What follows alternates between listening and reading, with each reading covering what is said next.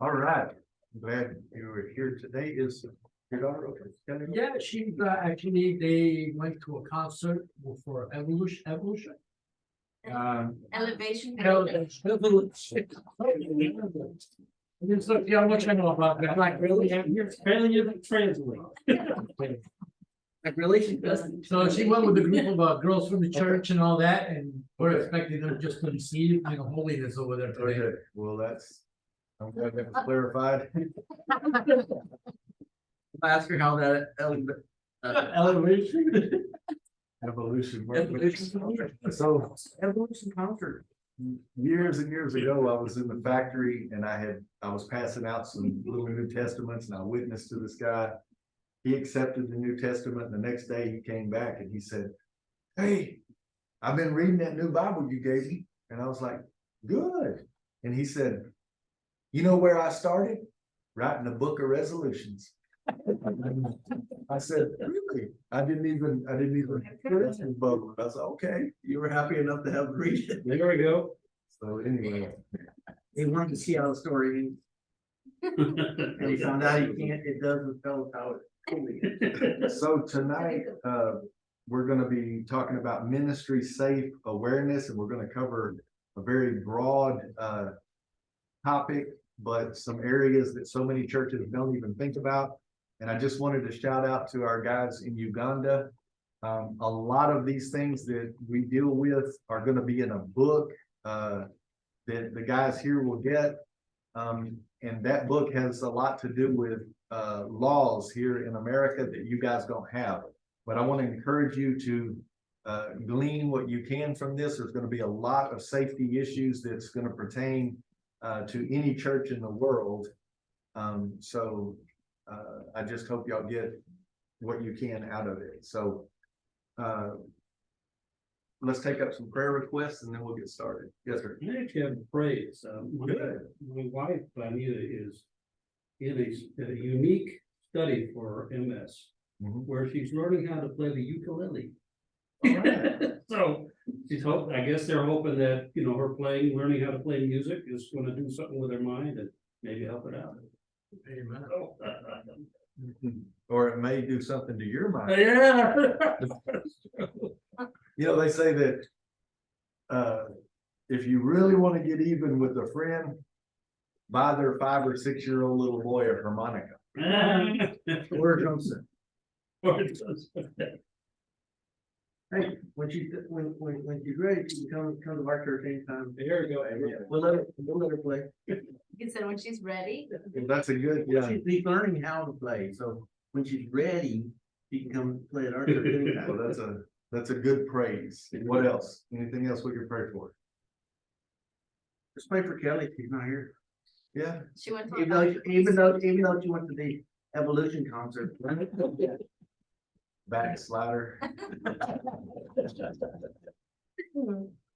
He's gonna watch this on the tape and go, "Y'all talked about me while I was gone."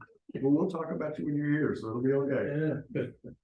All right, well, let me open this up in prayer and then we'll get started.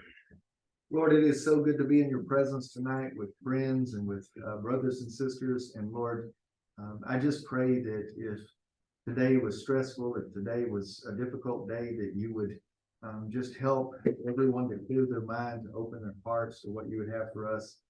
I do thank you for the praise that Miss Anita is learning to play the ukulele and to help with her MS. And Lord, we just thank you for just the advancements of medicine and how they just learn these things. And so, Lord, we're grateful for that. And Lord, we do pray that Kelly and all the young ladies will be safe and that they will have a good time, come back to us safely. And Lord, we know that they are just worshiping you and glorifying you. And Lord, we pray that we give you glory and honor tonight in this class, that you help us to just be aware of safety issues in our church that so many churches don't think of. So Lord, just open our minds tonight for what you would have for us. In Jesus' name I pray. Amen. So one of the first things I want to talk about, years ago, probably 15, 16, 17 years ago, I was a children's minister. And, it was an odd thing because the church before that, I was the minister of evangelism. And so, a pastor who was gonna plant a church called me and said that he had never seen anyone, that related to children and that really had children respond like me, what I consider being the children's minister. And I didn't know whether to take that as a compliment or not, because, here I am, an evangelist at the church I'm at, and then I thought going back into children's ministry would be like a step down.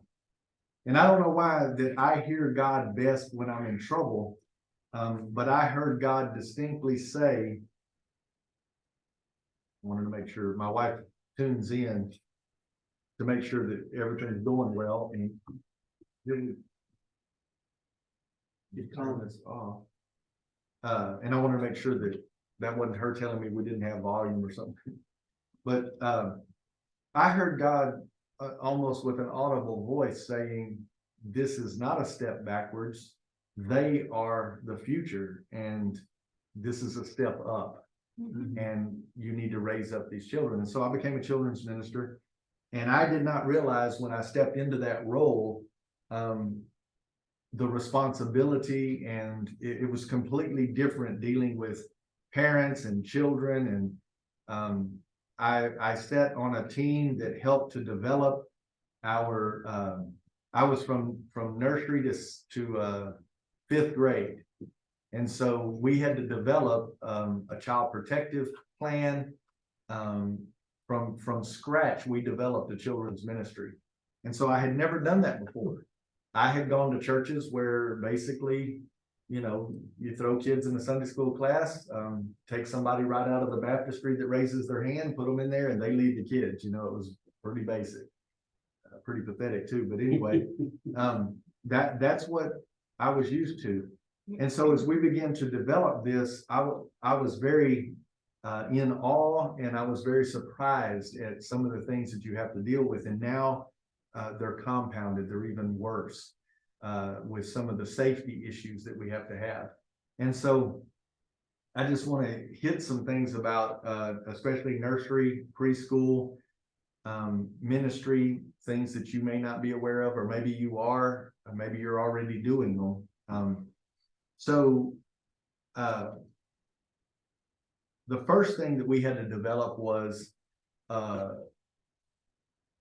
how do we check kids in and out of the church? As the church grows, you may have people in the nursery who don't even know that child. We ended up with a volunteer team. We had 2 paid nursery workers, but we had a dozen people who might once a month go in and serve. Well, those people may not know who everybody's child is. So how do we keep up with not letting little Johnny suck on little Jimmy's bottle or pacifier? How do you keep those things at least somewhat under control? So we begin to develop a preschool and nursery policy, a child protective plan.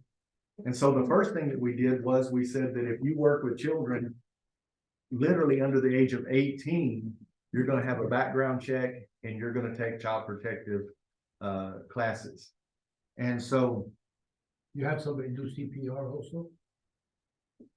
we did do CPR and the defibrillator, whatever that the heart thing. We had a lady who was a nurse, which we're going to get to that in a little bit, but we'll definitely talk about that in a little bit. But so we wanted our children to be as safe as possible. And if you're going to have people come to your church that have little kids, you want to impress them. I don't know any other way of putting it, but you want to impress them with how well you take care of their child's safety and who's going to be in there with them. And so we let everybody know that all of our people who work with your children have been background checked and had child protective training. Now, I did have an issue in a previous church. I said I wanted everyone to be background checked and everyone to have child protective training. And one of the deacons put his arm around me and said, "Brother, some of these ladies have been teaching for 20 years and we ain't having them take a background check or child protective training." that would be slapping them in the face. Well, I'm a fairly new pastor in this church, and he can vote me out as fast as they voted me in, and I was kind of like, So a little while later, the guy who did our insurance policy came up to me and said, hey, are we doing all these things right here? Because if we're meeting all these demands by our insurance company, we can get a huge deduction on our annual cost of our insurance. And I said, well, we're not doing that one. We're not doing that one. We're not doing that one. And he's like, why not? And I said, that's a good question. Why don't you bring it up? And guess what one of them was? Background check and child protective training, that if all of your leaders who are working with children have had background check and child protective training, that's one of the things. And so he brought it up in a meeting and showed the dollar amount we had saved. And that same deacon came up to me in private and said, hey, brother, go get those background checks. So in a church that already exists, you need to let everybody know. My first response was, well, if they haven't been in trouble with the law, or, you know, don't have to have a little white sign in their front yard, then why are they worried about it? Right. And so we already have, because I'm a church plant, we have a lot of these things on paper before we ever started, but a lot of older churches, this is what that deacon told me. He said, brother, we are just a good old country church. And I said, I know, but a good old city lawyer will sue the pants off of a good old country church, right? And so a lot of our older churches just, they don't think like that. But in this day and age, and it's not just Is it mandatory? it's not mandatory, but in my church it's mandatory. So we have to regulate whether it's mandatory or not. It should be. And so we developed a way, in the beginning, we did not have a whole lot of children. We may have had half a dozen kids in the nursery and maybe a half a dozen in the preschool, about a dozen kids in that lower, say 5 and under, which is actually a pretty good amount for a small church.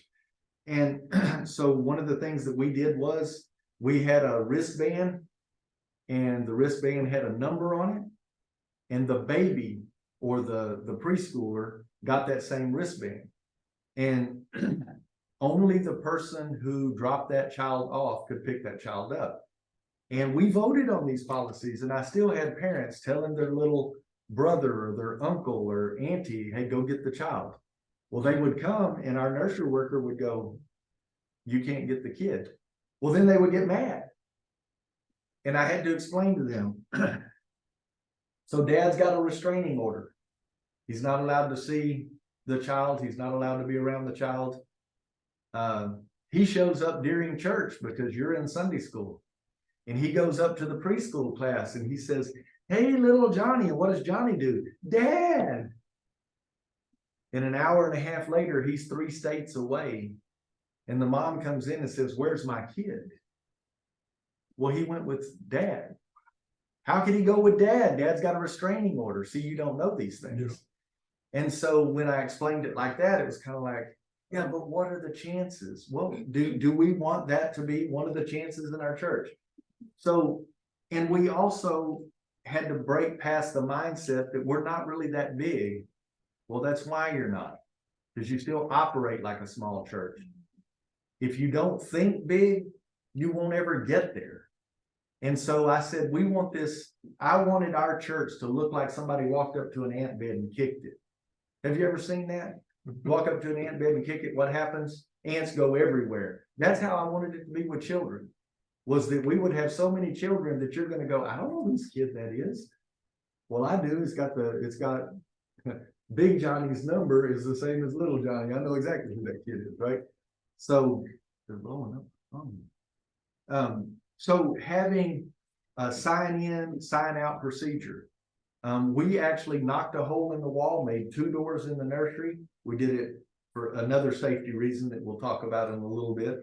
But we did that so that we could have a check-in station, and the child was able to go into class through the other door while mom and dad signed in and signed out. Also, when they came in, we created cubbies. And each child's stuff got its label, and if the kid was a regular, they had tags with their name on it. And a number. And so also, if we had to deal with a parent, we needed a parent to come to the nursery. On the screen in the worship service, in the bottom right-hand corner, their number would just flash. And they would come. Later, we ended up going to a walkie-talkie system because we had some parents that sit there and watch their number flash for an hour. No, but so we ended up going with walkie-talkies, and we had the children's director. She would make sure that the preschool nursery area during service was going well, and then she would come in the service and she had a walkie-talkie. And so she would keep it low and she would keep it pinned up here. It had one of the shoulder harnesses, and they could say, Miss Linda, could you come to the nursery for a minute? So she could go there, or they could say, Miss Linda, would you get Susie's mom? So she would just get up and quietly walk over. So we developed the system, and everybody thought, Brother Carl's getting all high tech on us. Well, I want it to grow. I want it, I'm looking at our church is going to be a church one day that's going to have 50 kids over there, and we need some system in place. And so, yes. Evelyn and me, we instituted a ticketing system back to churches ago. And we were a church of about 200, 300 people. And so the ticketing system we saw in a larger church. And so what we did is that we created tickets, let's say from 1 to 50. And then we put those plastic coverings, whether you call it when you like press laminated, we laminated the tickets. And so there were very particular tickets. They had very interesting designs, so they couldn't be copied easier. And so you will drop the kid and you will offer the ticket, and only the parent will keep the ticket. We'll have the number flashing on the screen and stuff like that. You mentioned about wristbands. Is there any preference one over the other? The reason we did that is because not only was I introducing something new, but they said, how much all this gonna cost? Well, those wristbands, they put those on you if you're going to a carnival, they're cheap. And then you could write whatever you needed to write on it. As a matter of fact, most of the wristbands, if I'm not mistaken, I can't remember if they were blank or if they already had the numbers on it. But anyway, each child got a number, and we actually had a plastic thing that you could slide their name in. So each kid who was a regular, not a guest, but a regular, they already had a couple of tags with the name. So when you put their stuff in the cubby, you hung one of their tags on the cubby. That way, if a volunteer was in there and mama come up, all they'd have to do is go, okay, that's their number, this is their stuff. So we just tried to make it real easy, check in, check out. And when new people came into the church, they were kind of impressed. But not only that, they came in and this is the way we operate. And they're like, oh, okay. It's the people who've been there for a long time who, well, I've always sent my daughter to get my other kid in the past. Well, then you need to let your daughter check her in. That's it. We just had to be that like that. Because if you make exceptions, then you're not following your policy. And then if you make exceptions, somebody's going to say, well, why did you make an exception with her and not with me? So You also have surveillance cameras in the room and all that? not in the rooms. We're going to talk about surveillance in a little bit. We're going to cover a very broad perspective. I start with children, and the reason for that is because a few years ago, parents were called helicopter parents. It was a kind of a sarcastic term given to these parents because everything their kid does, they're like a what do you call those things? The thing, el helicopter, el chiquito que tú manejas con control. Yeah. Well, what are those called?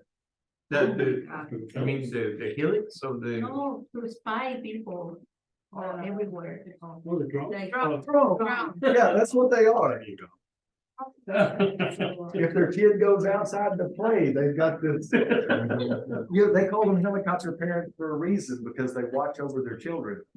That's not necessarily bad to an extent, except that they're overly protective. Well, now they call them lawnmower parents Oh, they're out in front of the kid mowing down anything that might cause an issue, you know? And so regardless, you can laugh at it, you can say they're wrong, whatever, but you're not gonna change them. But if they come into your church and they have that attitude and they go, wow, I feel safe. That's what you want them to feel. I mean, we parented our way. When I was a kid, I just watched a video here a little while ago and I had to watch it because it said playgrounds of the 70s. How did we survive? Right? We would get that merry-go-round going as fast as we could, right? It is. Kids would be throwing up off of it, hanging on, right? You climb all the way up 4 stories on a slide that has no rails, Mhm. and it's metal. and it's metal, And it's 140. and it's Texas. Anyway, that was so good, but Yeah, you throw eggs on there, you have. They were wearing shorts. Thirsty, you drink water from. from the water hose, that's right. I still do sometimes. So, but the point I'm making is that when a young person comes into your church, one of the things that might convince them to stay, it won't be your preaching. It'll be the fact that I like where my kids go. As they get a little bit older in the preteen and youth, by that time, there's no helicopter, they don't care. But especially when they're little like that. So have some type of sign in, sign out procedure. Another issue we had a little boy and he was a sweet little boy. His mama couldn't help his issues, but he was allergic to dairy. He was allergic to wheat. He was allergic to himself. This kid, he had more allergies than you could imagine. And even though we had a great system in place, when he was in the nursery, when it got time for snack, because we had snack time at the set time, and our director would go get the snacks for the preschool class in the nursery, and she would put them in little Dixie cups, whatever they were getting. And in the nursery, we had these things that attached to the table, and it was a big round table, and they set the kids down in it where they couldn't get out, right? And then the placemat that they put in front of the kid had their name, who their parent was, what the allergy was on their placemat. So that if somebody who was a volunteer maybe went over there and goes, oh, wait a minute, Johnny can't have these, right? Well, what does he get? And then they would know he can have this or that. No, he couldn't have peanuts, he couldn't have strawberries, he couldn't have wheat, he couldn't have dairy. You can have no. Yeah, this kid was, well, guess what? Mama brought his and we had his put up separate.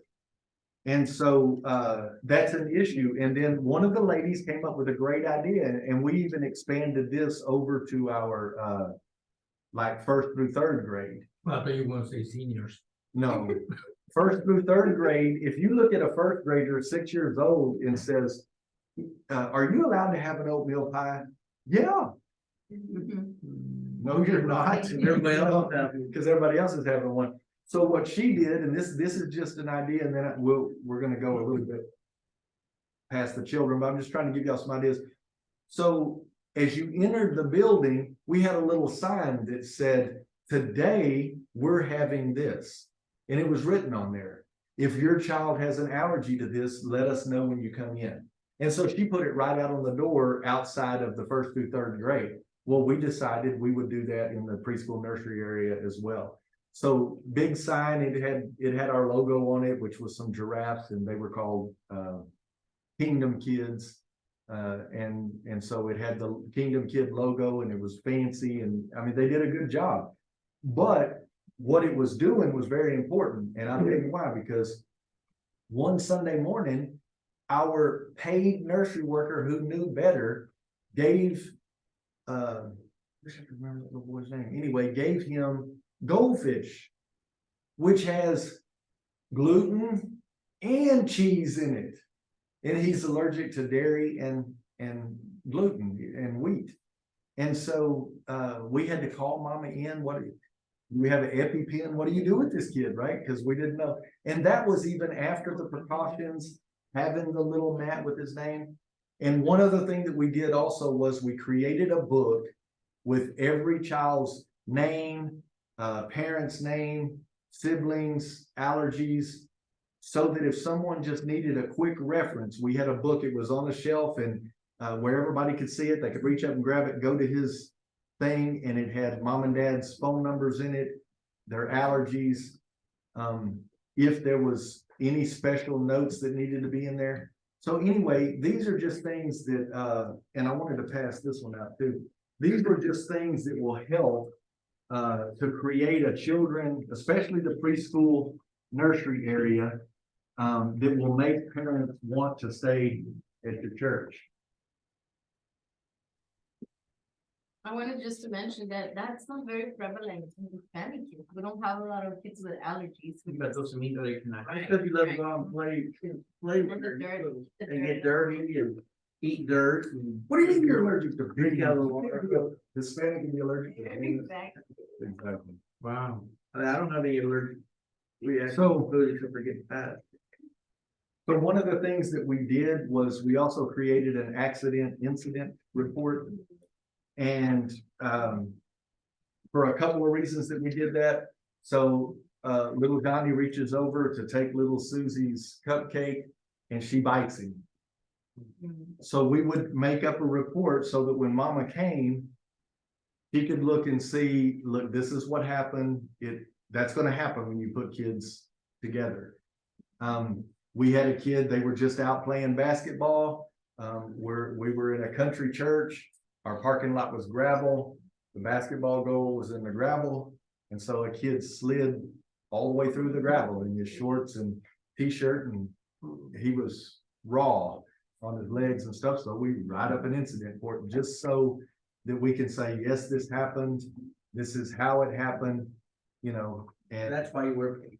well, and the other reason too is so that if you said, I thought I told you not to run, and then little Johnny gets mad at you and says, well, he told me not to run and I ran anyway, so he threw me across the gravel. Well, no, the witnesses here say that you slid through the gravel on your own. There's reasons that you sign an incident report. Describe the nature of the incident, who witnessed it, if anyone witnessed it, and what action was taken. Part of the reason that you do this too is because the parent's gonna go, well, what did you do when it happened? How did you handle the situation? And all this is, a parent can still sue you. I mean, they can sue you for anything, but at least with this, you can describe, what you did and, you know, describe medical treatment or first aid. We called the parent, let them know, can we put some antibacterial cream on it, a Band-Aid on it, whatever. So anyway, the reason it's called an accident and an incident report is that, an accident, I don't have to explain what an accident is. They fell down, an incident would be that child bit this child. That wasn't an accident. They did it on purpose. It was an incident. And so you just file it and if the same thing happens over again and you have to say, you know, this is the 10th time little Johnny has, you know, I've got it on record. This is the 10th time he's bit that other student. Mom, what are we gonna do about this? Cause he can't keep biting. I'll share one that was that same little boy that had all the allergies. His older sister, and him got lice. What? Lice You- in the oh, hair. Yo, So, the mom came and said, they have lice. And why are you bringing them into the church? Why are you bringing them to? So we didn't make a big deal out of it. We pulled her aside. A couple of the senior ladies, and the children and the preschool director pulled her aside and said, let us help you to get rid of this. Let us help you with the situation. Well, she brought the kid back the next week. And we told the nursery worker, if she comes back, get the director. Director came over, took out some little toothpicks, went through the little girls' hair. They shaved the little boys. So he didn't, I mean, he was slicker than old Ed back then. They shaved his, but they didn't the little girl. And so the first thing they did was check her and say, she can't come in here. Well, then grandma was calling me. It's not her fault. They're catching it at school. The whole school's got an outbreak. I don't care. You're gonna make the other 10 parents leave. So every week, she kept bringing the child back and we filled out one of these, brought it back. found lice, said you can't come in here. That way, if anything happens, we can say, look, this is what we checked. I don't understand, people are really like that. Yes. I mean, you have your child, you know it's infected, and you're still gonna bring him along with other kids? Well, in the school, the public school, they cannot send a kid home for lice. Yeah, so she said, every time I get it under control, they go back to school, they catch it again, they have an outbreak at school. Which with this young lady, they're probably the ones that was giving it all. Anyway, so these are just some things that I wanted to help you with on overall ministry safe awareness in the children preschool area. I'll give you another thing. We had 2 playgrounds. Our preschool nursery, they said they're in there from 15 minutes before Sunday school starts to 15 minutes after the service is over. So they get there at 9:15 and they don't get out of there till like 12:30. So they're in there a long time, and being inside a classroom that's a long time. So we created a fenced in area where they could take the children out, and it was totally enclosed. And we made the privacy fence 4 feet tall. We used wood privacy fence, and the reason is because where we were, people let their dogs roam. Where we were, there's rattlesnakes, there's all kinds, because we were out in the country.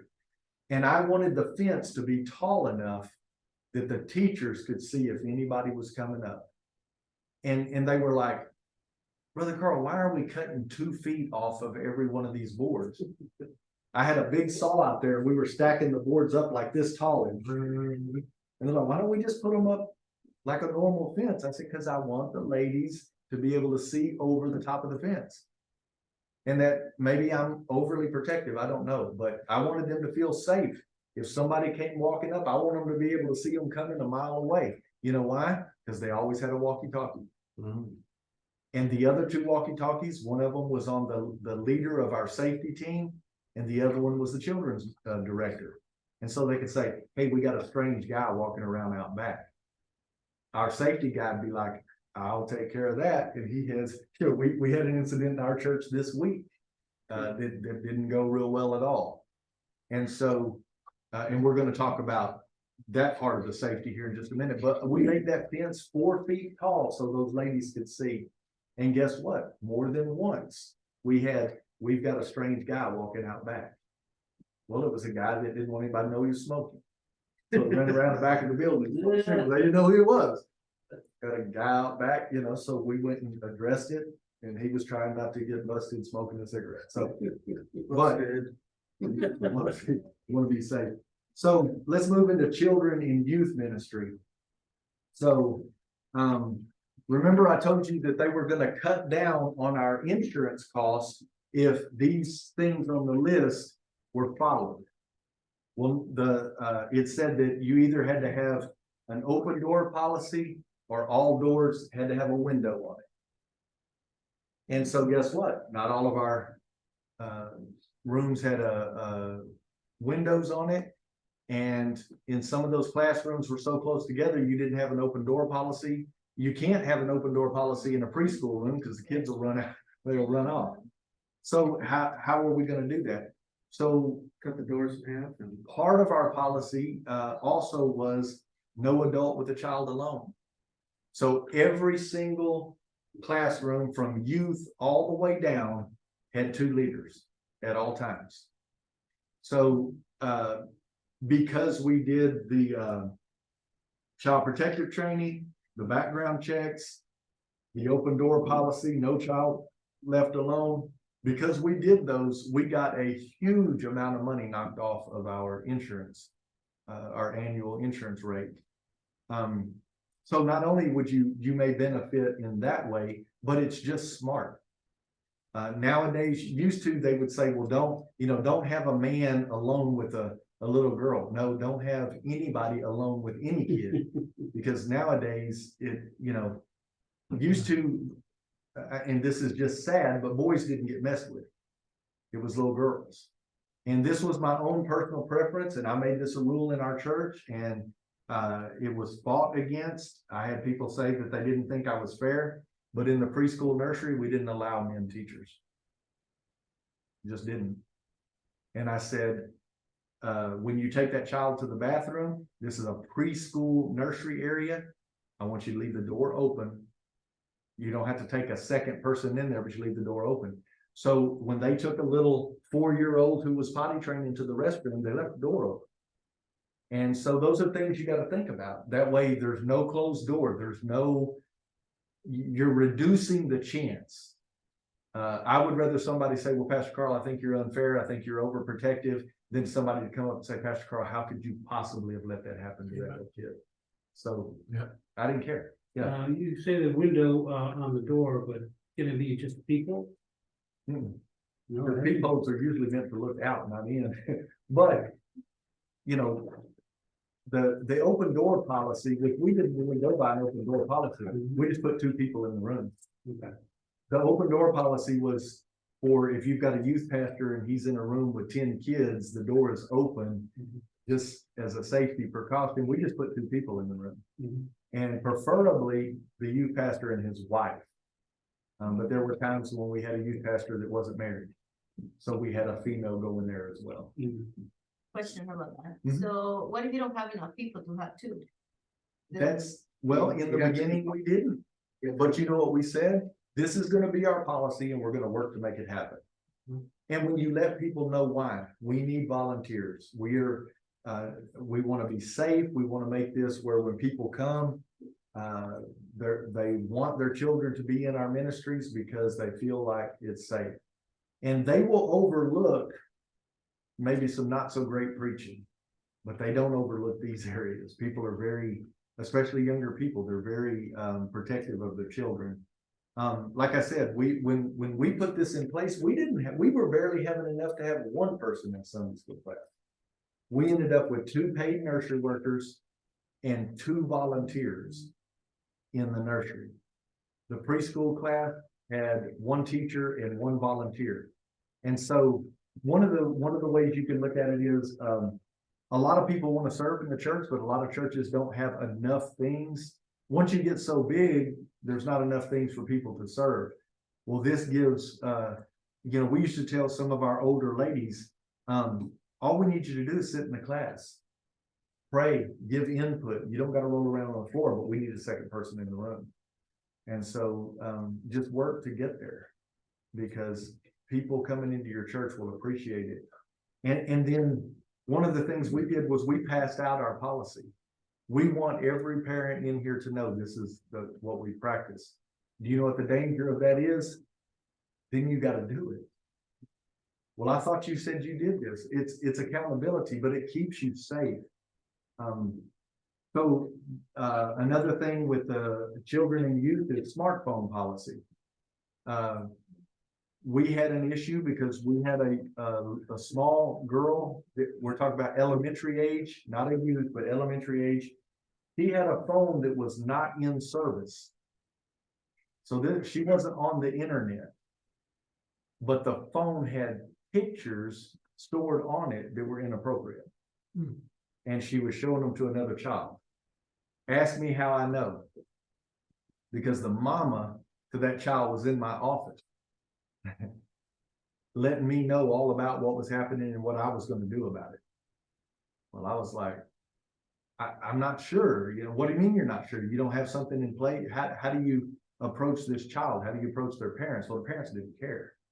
Or she wouldn't have had the phone to begin with those kind of pictures on it, right? This was like an 8-9-year-old little girl. So she's showing these inappropriate pictures to another 8 or 9-year-old little girl. So we basically came up with a smartphone policy that if you're on the premises, I tried to say no phones. Well, then I had a fight with the parents. Why? Because they're helicopter parents. I want my child to be safe and I want my child to be able to contact me if they need me. I'm like, you're in the same building. I'm telling you, you'll fight these parents because they're very protective. They want that child to have a phone. So we said, when you're on this property, your phone has to be put up. If you need to contact your parent, you come to your leader, whether it's a youth pastor or children's leader, and say, is it okay if I let my mom know we're through?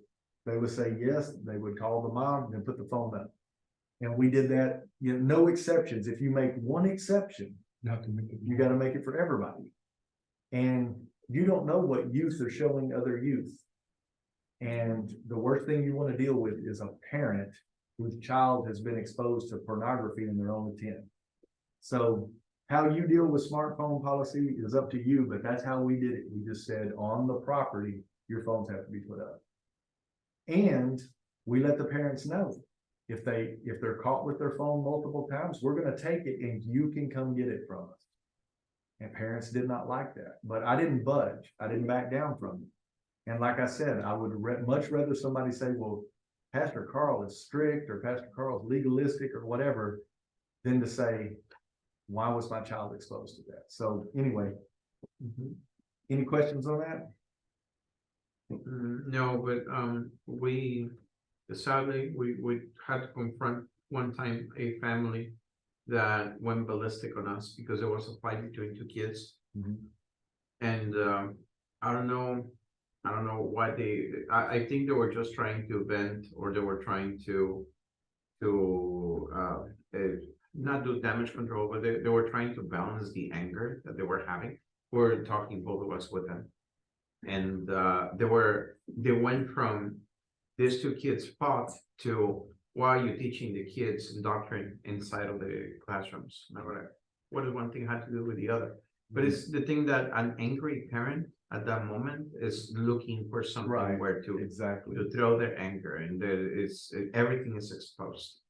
Right. So any area that we're not careful on that, it could just blow up if we don't pay attention to it. So this is another thing that is very, very important, especially in youth ministry. You don't see it as much with children, but who's qualified to counsel? Remember, we just had a whole class that Ms. Rhonda shared with us. When do you step out of your line of expertise? We are spiritual counselors, counseling adults. But when it comes to an adult counseling a child, it even crosses another barrier. Had a young man in the church, and he gave a kid some advice, and the kid said, well, my daddy don't believe that. And he looked at him and said, I don't care what your daddy believes. This is what the Bible says. Well, he went home and told his dad what the youth pastor had said. And the dad told him, I'll take that Bible and cram it, and you can use your imagination. It did not go well. And so just because it's biblical, that boy's daddy might not even be a Christian. And so he gave some poor advice, even though he was like, well, I was biblical. Well, you may have been biblical, but you're dealing with a person who doesn't believe in God. And so you have to be careful how you say, well, your daddy shouldn't be doing that. Well, he's your daddy. And unless it's breaking the law or child abuse, you need to be careful how you address a child. The other area is on the counseling. So this actually happened in my church. We told our youth pastors, you are not allowed to give any type of actual counseling to a kid without parental consent. Because, and to have that parent there.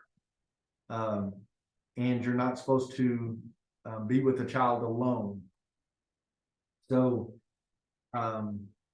we had a young lady, this actual incident in my church. A young lady came to the youth pastor's house underage with no license in her daddy's pickup, drunk.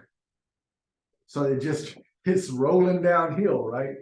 Underage, no license, came to the youth pastor's house drunk. He invites her in. Now his wife was there. He ends up taking her at like 2 o'clock in the morning. I think it will not have been that late, but it was however late Whataburger stays open.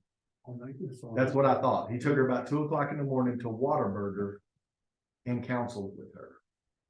So number one, he's out with a drunk minor. He never contacted the dad. I found out 2 weeks later from another youth, because she went and told about what had happened. Well, it ended up getting to my daughter, and then through the youth group, and then finally it gets back to me, and I'm like, what? So this is, we put him on 90 days suspension with pay until I could meet with leaders and we could decide what we wanted to do.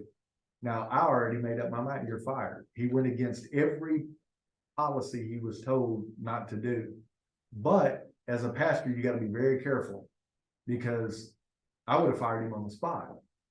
But even after 90 days, with pay, we decided to let him go. And I still had a group of people come and tell me that I was too hard, that I was wrong. He has to go. You know, you can't have, and he was 20, 22 maybe at the most. And he's got a 16-year-old who's drunk alone. And then didn't tell, you know, the first thing you should have did was say, you're drunk. How did you get here? Oh, I drove my daddy's truck. Really? Dad, I got your daughter at my house. That's what should have happened, you know. And then him and his wife bring her in and sit down with her and wait on mom and dad to get there. Then maybe some counseling could have happened or whatever. You ever try to counsel a drunk? Well, mom and dad probably would have done some counseling that No, didn't require no. ordinance. I'm talking about, in his case. Oh, I know. He broke every rule we had, you know? And so, who's qualified to counsel? You have to be very, very careful. Like we said, counseling adults. When is it going from spiritual counseling to medical or something that's outside of your degree? And then when it's with a minor, it's even worse because what if mom and dad don't want you counseling their kid? You know, and what if you give counsel that goes against what mom and dad believe? Even if it is in the Bible, mom and dad's still always right. Unless there's abuse happening, mom and dad's always right. And so you can put whatever you want in place, but that's one of the rules we had. No being with the child alone. And if there's going to be counseling and the parent's okay with you doing it, the parent needs to be there. If it is a child, the parent needs to be there. So, who's qualified? Most 19-year-old youth pastors aren't. They're only a couple of years older than some of them in their own youth group, right? All right, so let's shift gears. Let's talk about fire safety. So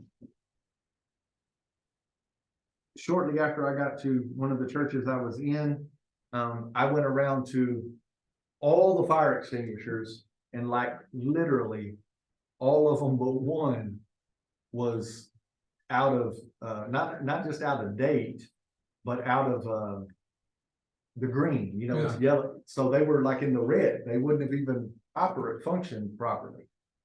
And so I wasn't real sure what to do about that, you know. So we had a volunteer fire department. We had a fire chief. And I asked our fire chief if he would come to our church. I knew he would do it without charging anything. He would come. And so I said, I want you to go through our church and I want you to tell me if we have enough fire extinguishers, and if we don't, where do they need to go? And whatever you say we're going to do. So now we got the fire chief who's actually telling us where we need to put the stuff. And so I told our maintenance guy, I said, whatever he says is what we're going to do. And so after we figured out how many we needed, we had one of the fire, I think it was American Fire and Safety or something. We had them come. They said, we're going to take all of these and completely replace them. I don't remember how long it took, but it was a little while. It was like 2 weeks later. We got all, I'm not going to say they're all new fire extinguishers, but it was the proper kind. Some of them were big cans. Some were the little skinny round ones. Like I think the one that was in the kitchen was just a little one by the stove, but they showed us where they all needed to go. Then I had the fire and safety guy come in and told him this is where the fire chief said we needed it. You tell us what kind. They took the old ones away, brought us the good ones back. Also said, how many smoke detectors do we need in a building this size? So they walked through, show us on the wall, put a thumbtack in the wall, said everywhere I got a thumbtack in the wall, I want you to put a smoke detector. Our air conditioning was electric, but our heat was gas, propane. So we also, and matter of fact, one of the units was in the nursery of all places. So on the wall of the unit, we put a carbon monoxide tester, just to make sure for carbon monoxide. So a lot of times people don't think about that. Most people are in all electric buildings. Well, in our building everything was electric except the heat. The air was electric in the same unit, but the heat was gas. So we made sure all of our fire extinguishers were taken care of. We made sure we had the right amount. Smoke and carbon monoxide testers were tested, and then I think this is a good place to put this, yes. So I made a book, and in that book, it was for the maintenance and the safety guys, which was really one thing. And every year we had things like our heaters. Every year we would have them get all of the ladybugs and the red wasps. For some reason, our heaters attracted those bugs. They get in there and then they die. Then when you turn the heater on, it causes a small fire on that first light up. And so we would take a shop vac with this tiny little attachments that it had, and we would suck out all the dust and the bugs and everything. And then in the summertime, we had a safety thing for the air conditioners as well. We would do an inspection, make sure the filters were changed, and then we would go outside and hose the coils down in all of the outside units. So having a book, not only did we have that book for like air conditioners, for the church van, when the last oil change was, when the last parts were, but we also had a list of how many fire extinguishers we had and where they were, how many smoke detectors we had and where they were. Every single year, we bought a big package of batteries, and we went around and took the batteries out and threw them away. We didn't test them. I mean, we tested it after we put them in, but we didn't. The church that we're in right now, we could tell that they must have put all the batteries in the smoke detectors at the same time, because of each other. yeah, for like 2 months straight, every week when we went to the church, we'd hear beep, beep, and we'd have to hunt it down, and then we'd find it. Then we'd put a new battery. The next week we come in, beep. There were what, like 10 smoke detectors? Yeah, we had to go all the way down to the, and there's still one of them at the church where we meet at Goodwill Baptist Church. There is still one of them that beeps every week. And we've had like a team of 6 people. We have never found it. We can't find that smoke detector, but you'll be hearing it. You're like, okay, it's right here. And then you hear it again and you're like, oh, it's coming from over there. We have never I found just that. think it's in the attic or it's in our head. To this day, we haven't found it, and it's been 6 months. I had one like that in the attic too, and it's let die. Yeah. You know, Well, that's what we're hoping. So, but what we did was every single year, they had a checklist that they would go through and put all the new batteries in the smoke detectors. Now, some people are gonna say that's wasteful. We'll check it. If it still beeps, we'll wait till the next year. They might go in the middle of the. Well, but the point is that do you have a plan in place? That's the point of what we're doing tonight. I didn't want any questioning it. Every year we just go through and we put new batteries. So and then the last thing was in the church I'm in right now is a great example. We have a whole one side of the church that none of the rooms have windows. And so when you walk into Goodwill, all of the right-hand side going all the way down, none of those rooms have windows. So if there's a fire in the hallway, you're trapped.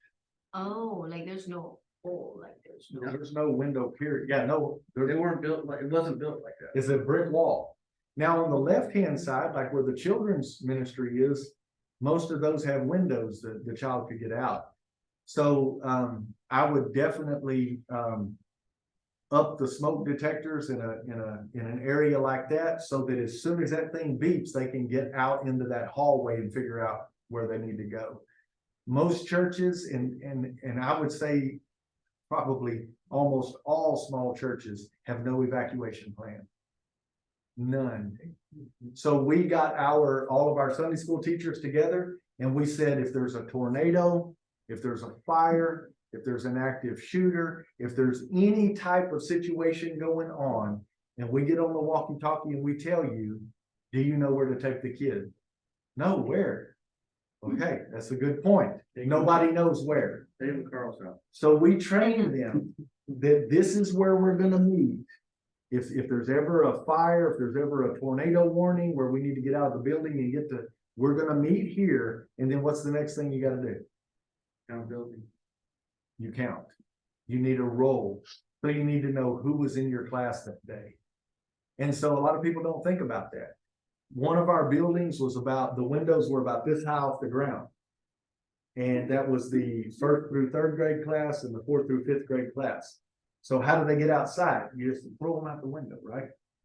Now, we never did this, but some people said, put a slide. I was like, no, that's too tempting. Kids will be Sunday school class teachers not looking, they're sliding down the slide. Put a trunk. But what we were gonna do was they make those chain ladders that you attach to the seal and it just sits at the bottom of the window. And if there's ever a fire, they can open it up and just throw it out and then climb down. Now, we never installed those, but that's what our plan was. But the thing is that we had 3 buildings. We had the main building where the fellowship hall and the sanctuary was. Then we had the building where the offices and the nursery and the preschool was. And then at the other end of the parking lot was the 1st through 12th grade. So we had 3 buildings. So we needed a plan. If something happens, where do we take all of our children? And then you know what we did?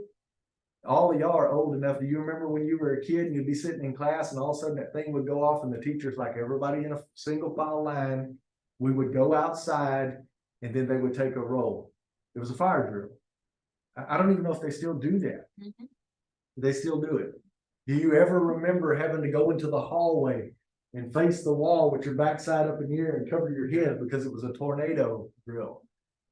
You never did that? Well, nuclear bomb, yes. I remember one of the schools that I was in, I think I was in 2nd grade. We actually had a tornado in this area where they were saying it has touched down. The thing went off. We were all in the hallways and they had us all lined up against the wall with our heads closest to the wall on our knees with our hands over our head. We had to stay that way for a while. And they told us it was not a drill. You know, we had with fire drills, kids are all acting up. They know it's just a drill. Well, they told us this is not a drill, and we had to go out. And I still remember it today. You know, so but the point that I'm making here is, do you even have a plan?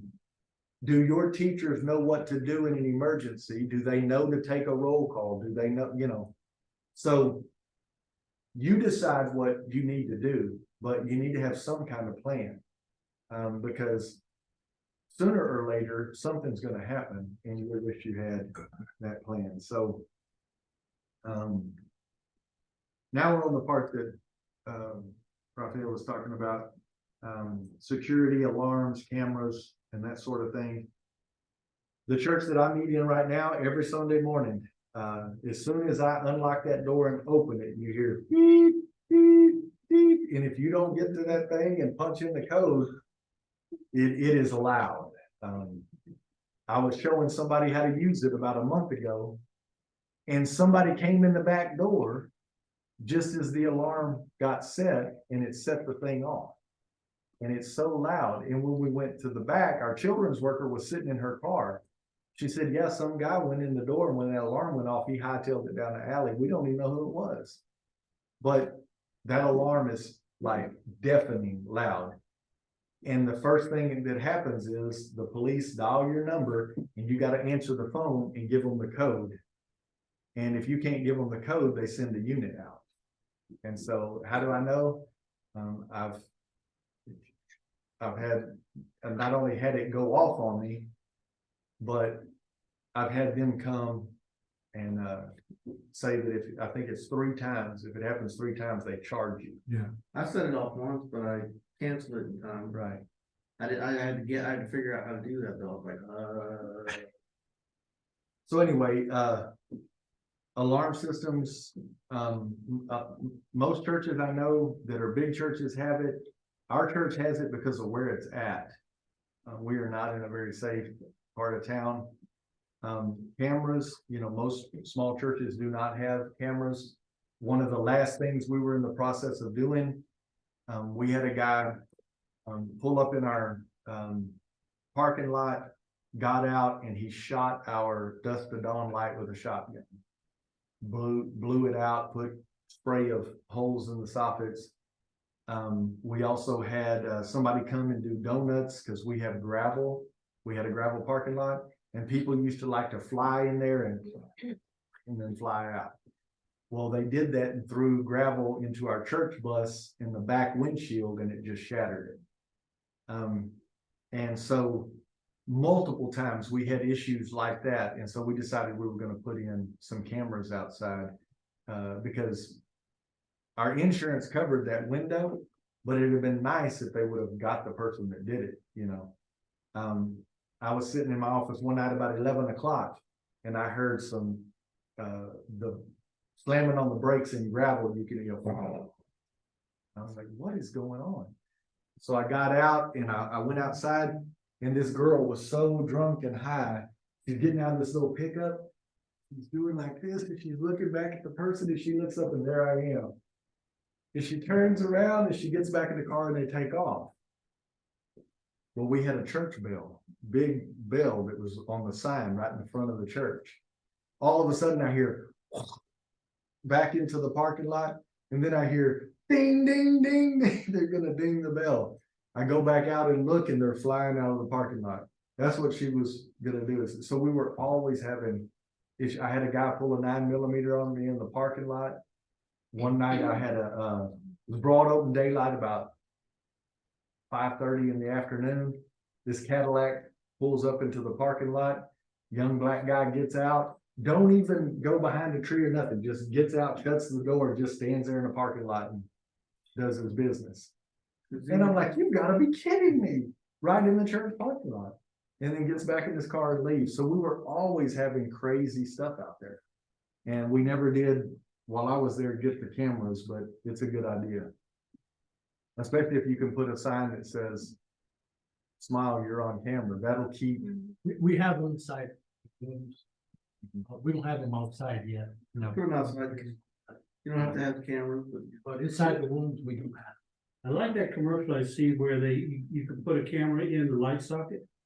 And then if you're at. Yeah, I got that camera. Okay, and of course you could have your phone, you're preaching, you have that phone with the camera out there, you spot some guy coming up with an AK-47, tell everybody to duck, because the word duck is not in the Bible.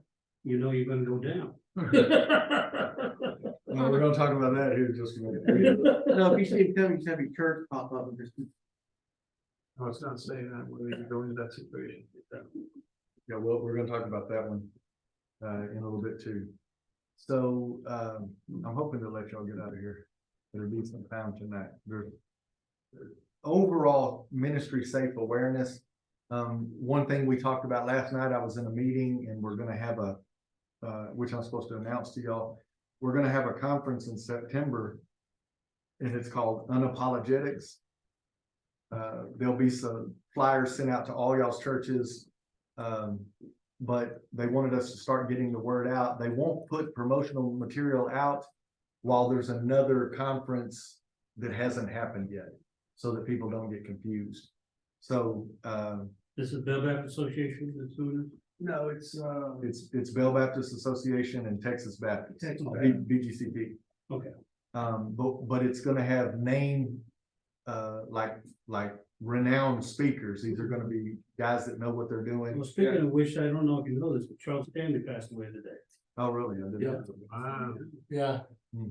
80 years old. Oh, I didn't even know he was that old. Wow. It's a good one. Yeah, that is. Yeah, Carl's gonna speak, Tom's gonna speak, it'll be well worth it. Nah. Yeah. Over no Man, you just sidetracked me. What were we talking? about the. Apologetics. Oh, the conference. Okay. I used to listen to Charles Stanley all the time. So, this apologetics conference is going to be in September. apologetics is where you learn how to address the issues of today that question our faith, and it helps you to be stronger at being a witness. And like I said, we're expecting to draw 400 to 500 people. It's gonna be a 3C Cowboy church. We had to have a church big enough. It has to be able to have 3 breakout sessions that can hold over 100 people each. Is that the one in Salado? Okay. So just wanted to throw that out there, but we were in our meeting last night and we were talking about, I don't remember what they call it, but in your church, you cannot have a security team unless they're actually trained in what it means to secure the area, to be security. If you label them security, they have to actually have the training to be security. They have to be able to secure the building. They have to know what to do. And even the bigger churches don't have a full team of people who are actually trained. Do you have to have a license? Because I did security before, that's why. Well, and that's what I'm talking about. You had to go through training before you received that, and that's Yeah, what we're talking about. If you If label I it, use it now, it's still. You know, it says in our church, we need security. right, but if you're calling us 4 people your security team, then we all have to be trained security officers. And so that's why we call it safety team. And we put the security is definitely under safety. And so the first time I had a guy come speak about this, he spent 45 minutes talking about active shooters. And finally I had to say, brother, we've got the point on active shooters. What about safety like child protective policy? What about safety like fire extinguishers? When you talk about safety awareness, it's a huge umbrella in the church, and most churches are very inadequate all across the board. And so I'm the one that started teaching this, and I did some research, and I'm going to give you something very helpful before you leave here today that you can take with you to your churches. And then you can do a checklist to see how well your church measures up. Matter of fact, now you blew that up, I don't even know if my country church even has a fire extinguisher. Right. Look, I only call single. So one of the things, we were out of the city limits. Yeah. And so a lot of those deacons kept saying, but brother, we don't have to be in code. Well, why would you not want to be in code? Just because you don't have to be, why would you not? It costs money. And A long time ago, I used to work in a funeral home in Right. Huntington Beach. And so the fire marshal came over just to check and inspect our place. Check the exit signs, make sure that everything was fine. And one of the first things that he did is that he looked at our doors and he would say, those doors are out of code. And I'm talking about that door over there. Mhm. And so I asked him, why? And he said, you need to reverse those doors. And it didn't make any sense. Mhm. So my manager got upset and she started discussing with the guy. Well, anyway, they said it needs to be changed. It had to be changed. Contractors came, they flipped the doors, and again, I may be wrong, but those doors are out of code as well. And so it came out the point that he was explaining to me, next time that he came, he was in better spirits. And I asked him, hey, why do you make us do this? And he said, well, every law that we have in our fire code, there were lives that were lost because of that. Mhm. One of the things is that when you have a room that is full of people and it's closed, the doors need to be open outwards. Yeah. Otherwise, if there's a fire inside of the room, people will press against the poor person that is trying to open the Right. door and they will die. Right. And so, That's- yeah, it's fascinating how that goes. So and it is very true. Now that you speak of it, there's certain things that I could think of that we need to figure out about our safety. I told y'all about the codes that have to do with outhouses in the north and the south, right? Mhm. Out. Yeah. So in the north, outhouses always open in. You know why? Because if you get 1.5 feet of snow, how do you get in it? Right? Yeah. You'll be out there. with a snow shovel. How does that happen? Okay, in the south, they always open out. And the reasons for that is because if you ever get inside there and you sit down and you hear, you want to get out of that door as fast as you possibly can, right? So What? Because of the out there. The life. So this, that was free. That was great. And so I come from, my wife said, you know, she's listening, that I come from a hillbilly family, and I was 19 before my grandmother had an indoor toilet. And so when I went to grandma's house, you use the outhouse. Well, only if you go to, well, never mind. There's some really bell trees, work too, but if you gotta do your business, you need, you know, hygiene stuff. So you go into the outhouse and I go in there and you're sitting there and you look up and there's a wasp nest this big around like this. That makes you go quick. And I would come out and I would say, Grandma, did you know there's a wasp nest, yellow jacket nest in that outhouse? She said, yeah, if you don't mess with them, they don't mess with you. Oh, my God. No, it don't work like that. I never got stung. I would go out there. My dad taught me this, you take a brown paper bag and you light it, you just open up the door and then get out of there and it takes care of it. So, yeah, They die or what? yeah, you burn them. I just take a That's what we don't burn it out a as. spray can and a torch lighter and just. All right, so we've all learned Well, they're not- outhouse ministry. Security. So I went in the yard house, all the animals in it, they run out. Okay, so anyway, let's talk a little bit about, transportation, bus ministry. So, our bus, I was in a church that gets to use a lot of examples from, but we actually had a bus wreck. Not while I was pastor, his pastor who was there before me. And when they got the new bus, on the back of it, it said, they had a Bible verse on it. And you know what the verse said? God heals the wounds of the broken. And it was on the back of the bus that we got back after the wreck. They actually had to have one of the kids meta-flighted because of that wreck. And so bus ministry safety is very, very important. One of the things that we did was 2 adults on the bus. The reason is because when you get to the last kid, you're now alone with the child, right? A lot of people don't think about that. So there's 2 reasons. This actually happened in my church. I was part of the bus ministry. It was when I was an associate pastor. The guy that was driving, I was sitting right behind him. We made up this new rule that there's going to be 2 drivers. We had 4 teams, and they didn't like the fact that the same 2 ladies had been driving for a couple of years. They were burnt out. They were doing it. So we had 4 teams. Some of the kids were upset about that. One young girl asked me, so why do we have to have 2 people on the bus now?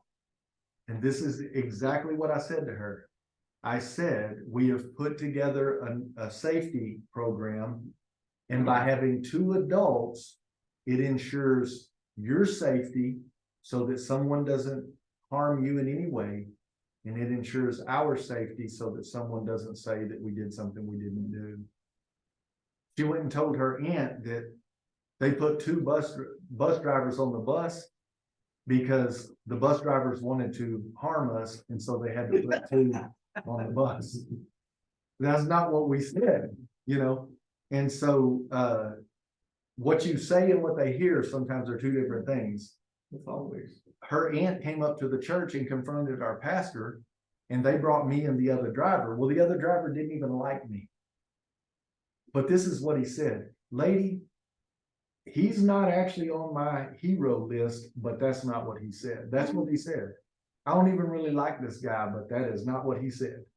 And so we had 2 people on the bus for safety, and it was to ensure that nothing happens to the children. It's also to make sure that a kid doesn't accuse you of something you didn't do, and they will do it nowadays.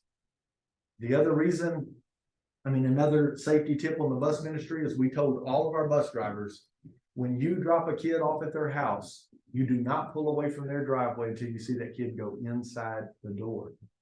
And one of them said, well, what if they're not gonna go straight in their house? You tell them, I need to see you go in the door. And they said, why? A kid gets there, you drop them off, you leave, they go, the door's locked, they can't get in their house. And they start walking and somebody comes along and picks them up. And then you say, well, my kid was last with you, where are they at now? Well, I dropped them off. And so you make sure they go in the door. That way, if anything happens, they were actually in their house and it's not on you anymore. So those are a couple of safety tips for bus ministry. 2 adults on the bus. Never drop a child off and just leave. Make sure they actually go into their house. And then this is just another one of those freebies, but this actually happened at my church. You got a lot of experience in I your do. church. I do. We had a bus insurance policy, just like your car insurance. And you had to be 25 or older to drive the bus. And hot taller than this. You also couldn't be over 70 years old. Well, that was our new auto insurance, our bus insurance. Then they hired a youth pastor that was 19 and got mad because he couldn't drive the bus. So just to keep that in your mind, I don't know what your bus policy is, but don't hire a 20-year-old and expect him to drive and go pick up youth when your insurance policy doesn't allow it. Then we had an older guy that used to drive seniors to different events, to, Gaither concert or whatever. Well, he was over 70 and we had to tell him you can't drive the bus anymore because you're too old. And so just remember that your auto insurance policy is going to eliminate some people to qualify driving your vehicles. And we found that out the hard way and made the old guy mad because he'd been driving that bus for years, 70 years. So,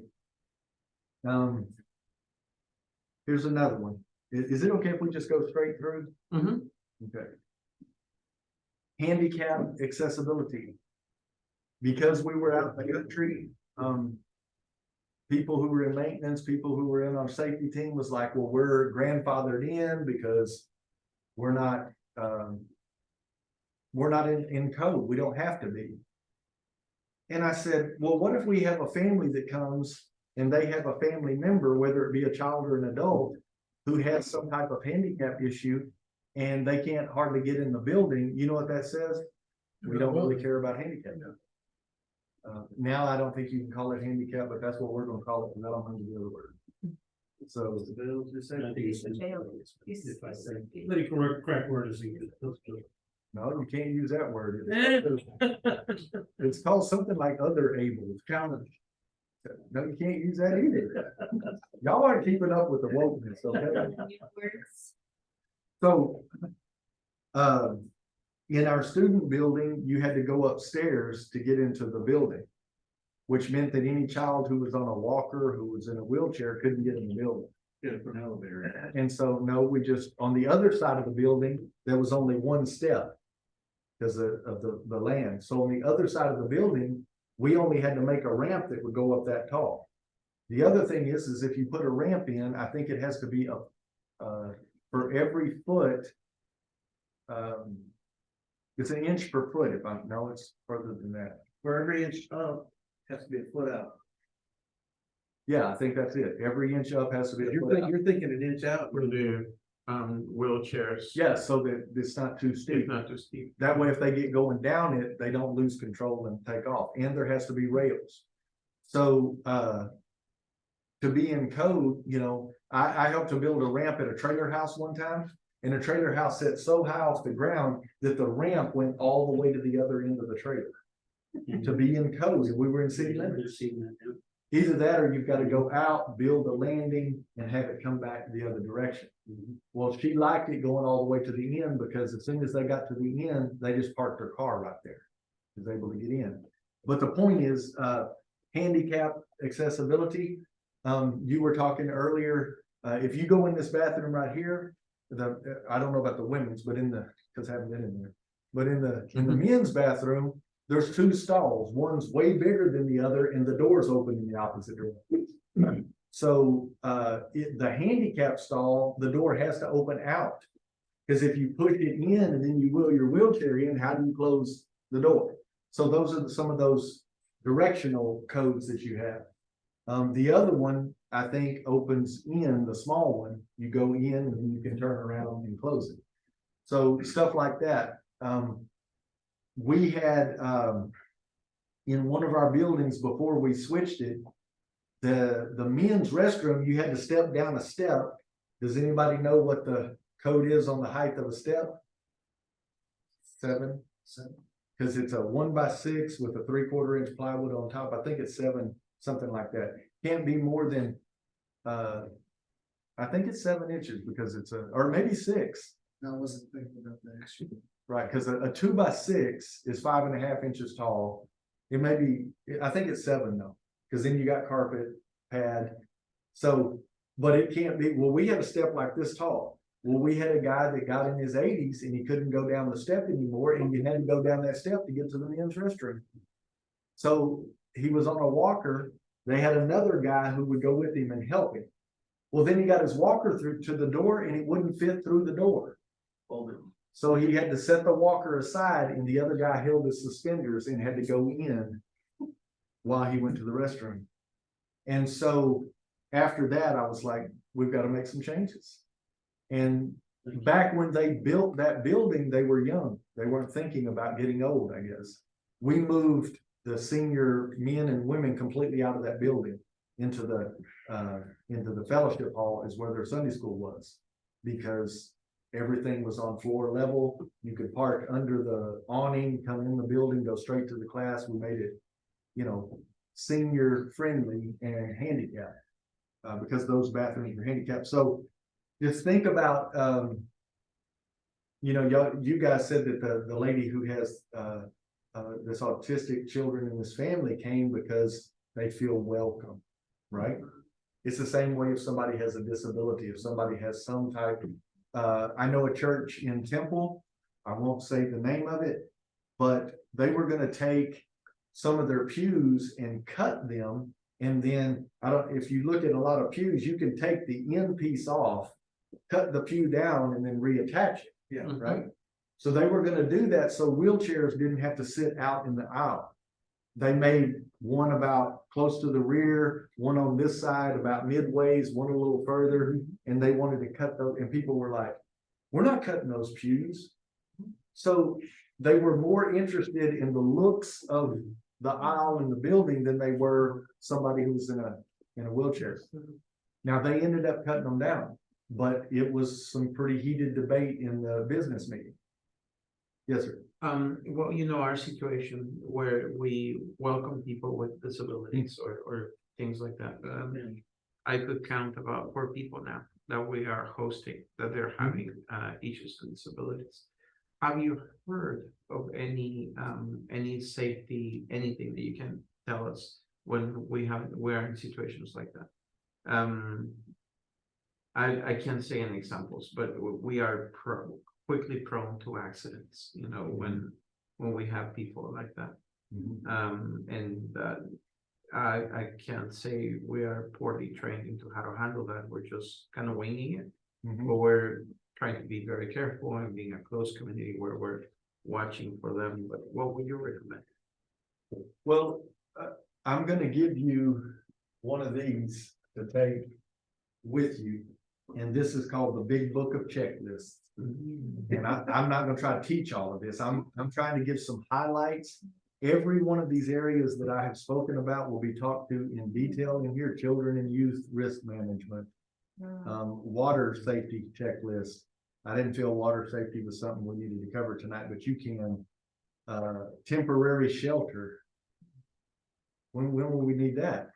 During a tornado, but so employee training checklist. This has to do with child protective training, all of that. So this is I'm gonna give you all one of these before you go. And I did call the company, got copyright approval. Put that on Amazon. Yeah. That's pretty. No, that the people who produce this is It's called Brotherhood Mutual. This is actually an insurance company Wow. that made this for, it says, Insuring America's Churches and Related That's Ministries. what First Baptist Queen has that one. Yeah, Yeah. Okay. so, I actually called them, told them what I was using it for and asked if I could reproduce it. It's a PDF and pass it out. And they told me that I could. So we've been using this for several years. Awesome. One of the things that, and this is another incident that happened in my church when I was an associate. I was an associate pastor. We were gonna go to a conference and I was speaking to one of the other associate pastors. He was an older gentleman named Tom. As I was talking to him and we were gonna be leaving, the next day was Monday, we were gonna go to the conference. He said, I need to run a few things by the pastor real quick before the service starts. We were in Sunday evening service. He turns around, he goes over, he starts talking to the pastor and he just collapsed right on top of the pastor. And Tom was a pretty big man. Brother Joe was yelling at me to come over there and get him off. And it took everything I could to get him off. And I basically just let him kind of fall to the ground. We had two ladies in the church who began to administer CPR. And then when the one lady was tired, I jumped in and started administering CPR. By the time first responders got there, they took over. There was some issues about the daughter ended up showing up saying he wasn't supposed to be intubated. They had already put the tube in. They said, once it's in, it has to stay in. They took him to the hospital. He had one of those, Do not resuscitate.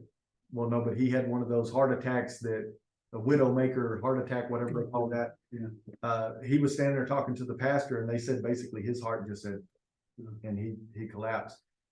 So while that was going on, I look up and all these kids are standing there looking. And the first thing I did was look at one person and I said, you dial 911. Everybody stands around looking, assuming somebody called. So in a situation like that, somebody has to say, you call 911. And then they're like, oh yeah, you know what they'll be doing. Yeah. They'll be filming. It's a 911 to be tracking. And we didn't have the, well, we had flip phones, but anyway, so then Oh, that dates it. I looked at a couple of Sunday school teachers and I said, get those kids out of here. And then as, we're trying to do CPR and everything, and I think it was the pastor, he was like, how about instead of standing around watching, why don't we pray? Right? So we ended up having a whole group just getting completely away and forming a circle, and they all started praying. So then when first responders got there, they're not having to push through people. So a good thing to do when you're training for something like that, and he died, right there in our service. Yeah, so I've had a few examples of emergency situations in the church. And so somebody has to be there to take charge. Somebody has to be there to know that when first responders come, they don't need to be fighting their way through people. Get the people out of the way. Get children completely away. They don't need to look at that and pray. So that's another issue that we had in the church. One that we were talking about earlier, we had a nurse, and it was a sister of one of the church members that we had was a nurse. And we had her come in and we had anyone who wanted to take the class could be trained in CPR and in whatever that AFib or defib or defibrillator. Yeah. So we had them come in and train us in how to operate that. And we had as many people as possible take it. I mean, you can't have too many trained people. If you just have one person trained, what if they miss church that week or they're sick or they're on vacation? So we probably had a dozen people who were trained in CPR and in how to use the defibrillator.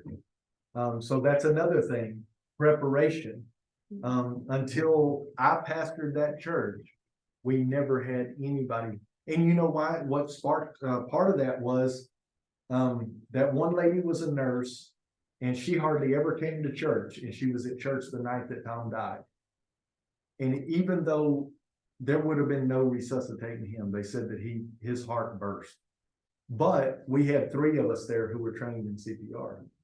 You know, you go into your church this next week and just ask, how many of you are certified and up to date on your certification? You're probably not gonna have any. So by offering that in your church, you're giving your people training, and that's a precaution. If something happens, we got people to know what to do.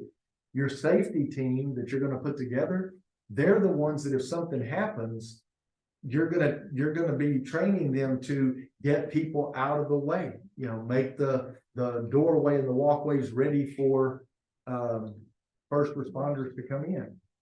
This is another A question, incident I had. if something like that happens, let's say you're having your service and all that. And something that should happen, what do you do with the congregation? Do you, That's what I'm saying. Once we realized what was going on, I'm the one that said, get those kids out of here. My pastor is the one that stepped in and said, instead of standing around watching, can't we pray? You know, nowadays, you know what, they'd all have their phones out recording. Well, somebody needs to say, put that up. There's no place for that in a time like that. If you don't tell somebody, right now, dial 911, everybody will stand around assuming somebody called first responders. So those are things to train your people in an incident like that. So I think I actually shared this with you, but one Sunday I was preaching and a guy on the front row just yelled out in an outburst if we were having communion. And I said, no, sir, we're not. And I went back into my sermon. Well, he sat there for about 30 seconds, maybe a minute, and got out and stormed out. He was mad. He came back into the service and just stood at the back with his hands crossed. And finally he outbursted again, yelled out at me. Well, I answered his question, told him if he'd like to talk to me after the service, that would be fine. And I went right back into my message, trying to kind of divert it. Well, he went outside, a deacon followed him out. They ended up, that deacon decided, he told the deacon, I came here to fight. The deacon threw off his coat and said, let's go. oh, Oh, my God. Well, I had 2 men in the church. One was a retired prison guard. And the other guy, I don't remember what his profession was, but they walked out without saying a word. One took the guy by his arm, the other one took the other arm. They picked him up, they sit him down on this little banister and just said, sir, you're gonna stay here till the police get here. And basically got between the deacon and him. So they handled that situation calmly. They didn't hurt the guy, but they took control of the situation. So when you train a safety team, you need to know who, like, as soon as that incident, they could tell something was happening. Both of those men got up and quietly walked out of that service. And when they walked out of that door, they went straight to that man and they took it under control. And so you need to have someone who, number one, has the fortitude to do it, because that it takes, you got to have some courage to take a situation like that. And you don't need the deacon throwing his coat off and saying, let's go. That's not the way you you train the deacon. yeah, you don't, trust me, I got in trouble for Is he that. Puerto Rican? I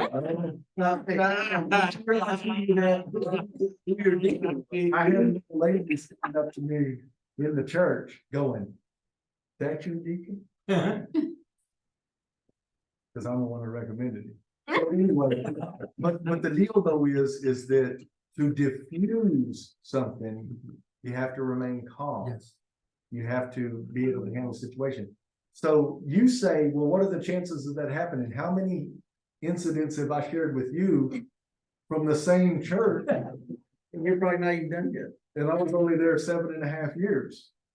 So Isn't there a problem that a gentle answer turns away wrath or something like that? yeah, Yeah, verse like that. Yeah. so. Are you gonna talk about Dying or something? Okay, we're still going. That's good. are you gonna include the conversation about active shooters as well? Yes, we're gonna talk about that next. So I have never, that's one incident I haven't had. Hey, you were close. Not in church though. No, it was on church parking lot. I did have a guy pull a 9mm on me, in the church parking lot. And, he went into the parking lot because it was gravel. And he did a couple of turns and he went out of the parking lot and we were just watching him. When he came back, slid through the parking lot and said, you know, what the, are you looking at? Just a few extra, adjectives there. And a young man named JJ was standing there with me. And I said, I was looking at you. You just did 70 in a 30 in my parking lot. And he pulled out that 9mm and he said, I'll pop a cap in you. Well, me, I walked over and said, boy, and the other guy was like, Pastor, and he took off. He went out of the parking lot. He flew back into the parking lot, threw gravel all over the place. And then he went up about a quarter mile up the road and had a wreck. And they called the police on him. Of course, they arrested him because he was high as a kite. And he had a girl that was in the front seat with him that she was in a 2-piece bikini. Why she was sitting in his, and they were, but she was like, out. And then he got arrested and went to jail for that. But you never know when something like that's going to happen. And so that wasn't really an active shooter, but he did pull a gun on him. So it can happen.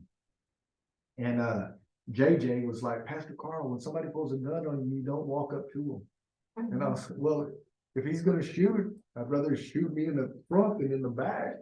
So I don't know. But needless to say, when he left there, like my shirt, you could see, that heart, it was pounding. So, but anyway, on the situation with, I'm gonna go. Let me give you this. This is actually in the book that I just gave you. It's one of the sheets. And hope if you pass this behind you, you'll.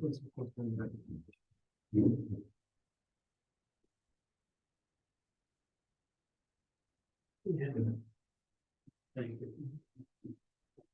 So, I will share with you some of the things we had in place in case this does happen. Violence in the church. Do you have a disaster response plan that addresses violent attacks? So we've kind of covered a little bit of this in the basically fire drill or tornado drill or something like that.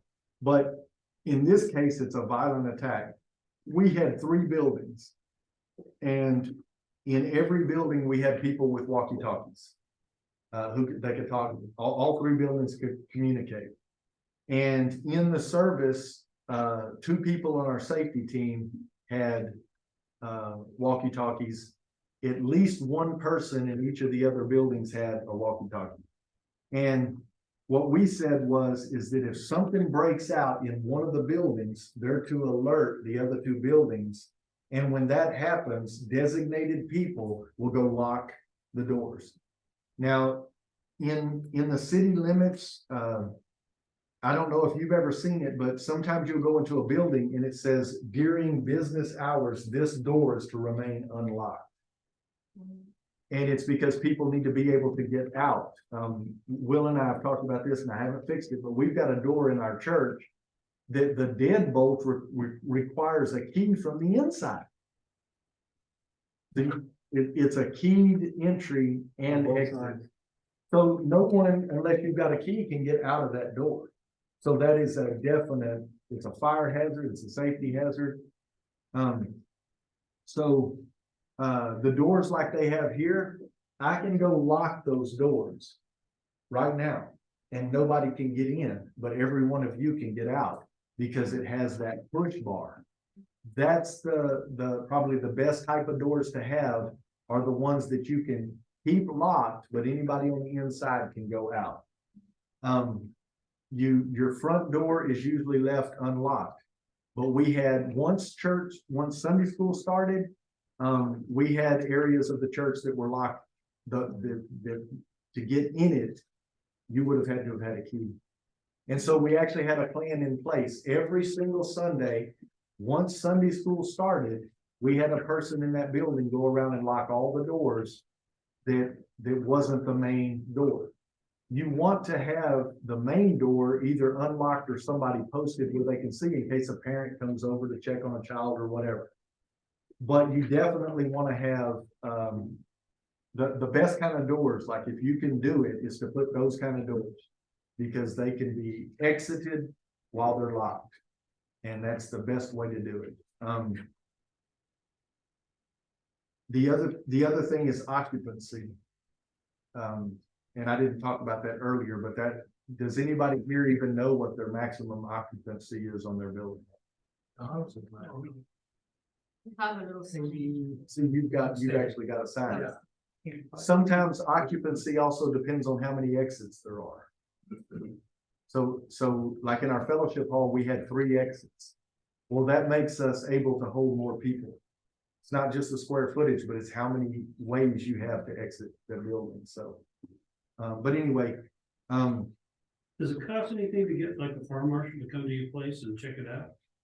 You know? To call and ask, I mean. well, like we had a volunteer fire department that had an actual fire chief. Yeah. And he just did it because he knew me, he liked me, he came out, told us where all the smoke detectors needed to be. But when I actually had to have the fire extinguishers replaced, I had to call American Fire and Safety, and yeah, we had to pay them. And they came out and did an inspection. We showed them where the fire chief said to put, so when they brought us the new ones, my maintenance guy already had the plate, the mounts mounted and everything, so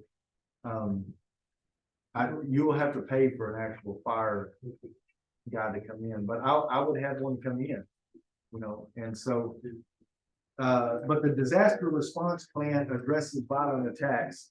That means that if, like with us, we had 3 buildings, so we had a plan for each building. We told our nursery workers, if something is going on in this building, you go into that room, you lock the door, and you go into that closet, and you stay there with the children. And we will get to you as quickly as we can. You know, they can just shoot the doorknob, the lock. I mean, you still need to have some kind of plan, you know. Y'all, I don't know if y'all watched any of the videos from that shooter at the Christian school. Yeah. But she got her way in through. Now you have to have bulletproof glasses now, it's, you Yeah. know, it's another expense. So you can't be too safe, but you know, if somebody's gonna come in, they're gonna figure out a way to come in. You just gotta know how to respond. You just want to slow them down, so it hopefully it won't be too tragic, Right. you know. And we tried to put as many locked doors between our children and children's workers in an incident. So you just need to figure out where's the best place for these kids and Sunday school teachers to go. The safest place until somebody can get over there. But a plan, I think the key is, do you have a plan? Most churches have no idea what to do. Do you have safety, or this says and security team, but like I told you earlier, if you're labeling them a security team, they have to be trained security. That's why we just called ours a safety team. So would y'all say, do you guys actually have a team, a safety team? No. Right. So most of the churches that I have visited with, most of the churches from people who've taken this class, they don't. So have somebody on that team. And it doesn't matter how small the church is. Right. Oh, yeah, well, the small churches usually get picked on. Mhm. You know. Has your safety and security team talked about worst case scenarios? Look at what areas of ministry are most vulnerable to violent attack. Every week, we had somebody on the safety team sit in the hallway. And we had 2 safety double doors going into the sanctuary. They sat on a stool where they could see the sermon, they could listen to the music, all of that. But our glass front door was to their right. Anybody that walked up to that door, he immediately got up and went and said, how can I help you? Because they're either, if they don't recognize them, why are you here 20 minutes after service started? You know, and so that's what they would do. How can I help you? Because obviously you're not here for the service because you're 20 minutes late, you know. So there's gonna be if there's gonna be a confrontation, they gotta get through that first guy, right? Unless they're Hispanic. Yeah. Yeah, we were in a predominantly white church. So, if you're in a Hispanic church. I usually got like my wife, she's the one on the front. She's our security. And I'm hitting the guy. Look at him. Takes all the time with little chihuahua. It's quite interesting. Feel like you're a chihuahua, yeah. I met with our insurance broker in our church, and we talked about active shooter and all that kind of stuff, so. I believe that our church is insured in such a tragic situation. But there's another thing that was brought up that is brand new, and we acquired it as well, and we didn't know that it existed. And this is insurance for freedom of expression. So such insurance it is now, since we are broadcasting services, let's say that one pastor says something that people don't agree with.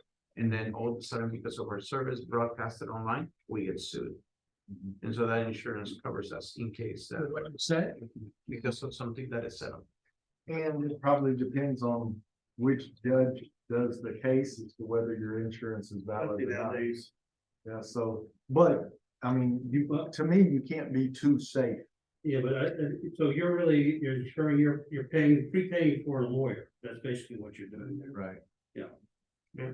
So, has your safety or security team talked with professionals like first responders, emergency managers, and how to prepare for and respond to a violent attack? So the guy who was the leader of our safety team, we sent him and paid $300 for him to go through a course to deal specifically with violent attack in the church. A violent attack in the church doesn't necessarily have to be active shooter. So the guy that wanted to fight our deacon, that was violence. So he didn't have a gun, but he wanted to fight. So, so the key is, do you have somebody who's actually a professional who could come in and maybe do a seminar or find out where, like we found out, I think our guy had to go to Fort Worth. And we paid for his gas, we paid for I think that he stayed the night. We paid for a hotel. We paid for all of it to get someone to go get trained to come back and train our team. And I mean, our church was 100 members. So not really big, but not small, but I just think that we wanted to make sure that if anything happened, somebody couldn't look at us and say, see, you should have done more to protect us. We tried to do everything that we felt was within our means. So does your safety and security team regularly participate in drills or review and practice what you intend to do during or after an emergency? We kind of talked about that earlier. I have never been in a church except the one I pastored that practiced any kind of drill. So, and that was before I had this class. But safety, I think because when I was a children's minister, I got my eyes open to a lot of areas where something could happen. And so safety was a big deal. Let's see. Do you regularly communicate with your congregation about what to do in the event of a violent attack? Do they know where emergency exits are, what the procedures are for their children? We talked a little bit about that. This is another thing that I heard a gentleman say, that if there is a violent attack or say an active shooter, that your people need to understand to drop, especially if you're in a building that has pews, get under that pew, make your body as hard as possible to hit. Had another person say that if you'll train everybody, that as soon as something like that happens, if everybody grabs a hymnal in front of them and just starts throwing at the shooter. I don't know if that's such a good idea or not, but when a guy's got 85 hymnals flying at him, you don't know what to shoot at, right? I don't know. But the deal is that most people want to see what's going on and then they get popped. But the best thing to do is just to let your people know if anything that seems like it's violence or out of the ordinary, just drop and go under the pew. That way he's going to literally have to be going to get you, And that's good. If you think about it, the wooden fuse is actually a good stopper of the bullet, as opposed to most churches, of course, just have regular chairs. Right, and if you're under it, they've gotta literally either get over where you're at and underneath, and so. The thing is just, is there a plan, and do you communicate it with your congregation? And that is excellent, yes. How will you do that? Like communicate with your congregation without freaking them out? Well, Like, So I would just say for you guys right now, say, hey, we've been taking this Acts Training Center and we've been made aware of some things that we might not have thought about. And so we just want to be as safe as we can. We're gonna talk about some things. And so we're gonna have a family meeting. That's not a business. We don't do business meetings in my church. We do family meetings. Makes it sound more, yeah. People soften up the story with an outhouse story. So let me tell you why it's so important to know which direction the door goes. They're gonna say you're full. Well, So the house is full. has your ministry invested in security equipment that would enable staff and volunteers to limit access to? Yeah, we got specific areas? 47. You got what? That's security. No, I'm just playing. So one of the things is that, there's two things that deter a person who might not be real serious about what they want to do, and that's a dog. They say that if a person's considering breaking into a building and he hears a dog, he's more apt to go somewhere else and break into it when you don't hear a dog.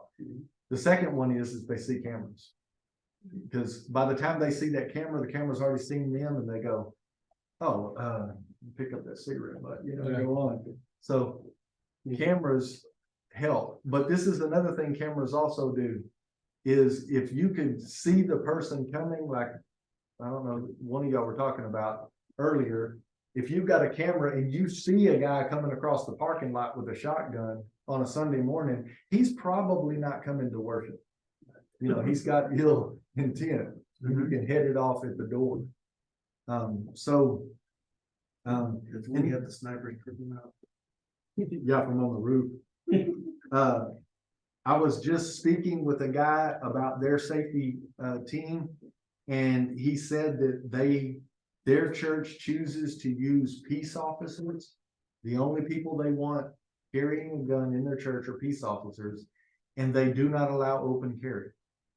If you're gonna carry in their church, they want it concealed, because then somebody could just walk up and try to take it away from you or whatever. Keep it concealed. And they said that during their service, there are always two guys in the parking lot with a rifle. And I was like, Where are they? Where are they located? they're local. Let me just put it like that. But that's true. I mean, I'm not even exaggerating. Like a real No, I don't. So all the craziness that is happening on Lisa Taser, Right. So, and Hazer, you have to be fairly close, but this is where I want to talk about. This is an area I had a lot of struggle in our church because people have different opinions and you have to respect the opinion. I had a hard time with armed people in the worship part of the service. Like, I just struggle with that because we're there to worship and it's a sacred space. It's just a building, but we designate it to worship. My thought was, I don't care if we have two fully clothed, fully armed police officers at the front door. But once you step into that sanctuary, that's a holy place. Do we take weapons into that holy place? So for a long time, I struggled with that. But I consider my house a holy place. My house belongs to God. My house is a place of worship. My house is a place to study the Bible. And if you break into my house in the middle of the night, I'm gonna shoot you because I got a gun in my house. So that I had to question, what is the difference in my house? As for me and my house, we're gonna serve the Lord. My house is God's house. What is the difference? So I had to struggle with that. And some people don't believe that because we're Christians that we should have guns, period. Yeah. And you're going to have both of those people in your church. And as a pastor, you can't just say, well, you're stupid. That you and I think there's some levels that we So how do you do this? I think some of these churches have done the best they can, considering that you've got, you know, you've got the NRA guy that's got, you know, more ammo than the US military. You know, he's got all these guns and he's ready. Yeah, Then you've got another person that believes that, you know, God is here to take care of us. And why do we need to use violence? If you live by the sword, you'll die by the sword. That's the stuff they're gonna tell you, because I've already had it happen. So, I if think you're in gonna my put- neck of the woods, I probably have to accept the open carry, somebody coming in with open carry. In my neck of the woods, I don't think I can turn them away. I just, the only way that you can is to put you've got to get the signs. Our church went through this. On every actual entrance, you've got to have the signs that say under article, blah, blah, blah. Either you can conceal carry or you can't. And that was the thing. It was going to cost our church a lot of money to put those signs up. If there's nothing up, it means anybody in the state of Texas, it's permitless carry. yeah, So you have to decide how you're gonna deal with that. I mean, I'm not against it. The signs will cost you a lot of money to put them up. Yeah, because you have to get their specific signs saying exactly what, Like article. they're like, I think they're aluminum. And they have to be posted like as you enter the door where people can see it. I don't know what all the rules are anymore, but we actually, as a leadership team, in my church, we had to look at all of that. How much it was gonna cost, because especially there, I was in a church where everything had to be voted on, so. And we never did resolve before I left how we were gonna deal with that, because there was so much fighting over it. mm, And so, but in your church, you're gonna have to decide, I would encourage people to say, look, we're gonna have a safety team. Some of them are gonna be armed. We want you to respect our decision as leaders. They're the ones on the safety team. They're the only ones we want carrying. And that's for your safety, for everybody's safety. And I'll show you the reason why. You're in a church, you got 100 people. Not everybody knows everybody. Some guy turns around and sees the guy over there reaching in to pull out a gun. So he pulls his out and shoots him. And the shooter was actually over here behind you. He was pulling out to shoot the active shooter. And because you didn't know him, you thought he was the active shooter. Yeah. And you shot him. So when you don't know everybody in your church and you don't know who's carrying, you don't know who the shooter is. So that's probably a very rare situation that would happen. But when everybody doesn't know everybody and somebody starts pulling the gun out, everybody freaks out. The other thing is, and this is something that we've talked about in detail, the gentleman that I was talking to yesterday said that everybody on their team has shot somebody in the line of duty. They're all peace officers. If you're gonna conceal carry, do you actually have the guts to shoot somebody? Can you actually pull that trigger? Because then you become as much of a hazard. Because now you've got a gun that you can't even use. And they shoot you, now they got two guns, yours and theirs. And you won't be able to find that out until you're actually put in a Right. situation. Exactly. I've seen it happen to soldiers, you know. Right. Yeah, my wife said this one day. Well, even if I had a gun and somebody broke into our house and I knew they had ill intent and was gonna harm me or our family, I don't think I could kill them. And I said, babe, you don't have to, I will. Because I believe the same thing. I'm not gonna, it's one thing, the gentleman that we had in our church this weekend, I mean, he threatened me. And I just blow him off. He told me, let's go. And I was like, it don't work like that, man. We're not here to fight. I said, I want to know why you're so mad. Why are you so angry? He's yelling at me. But when he started threatening my congregation, I started getting I was like, dude, calm down. Because when he was threatening me, I didn't care.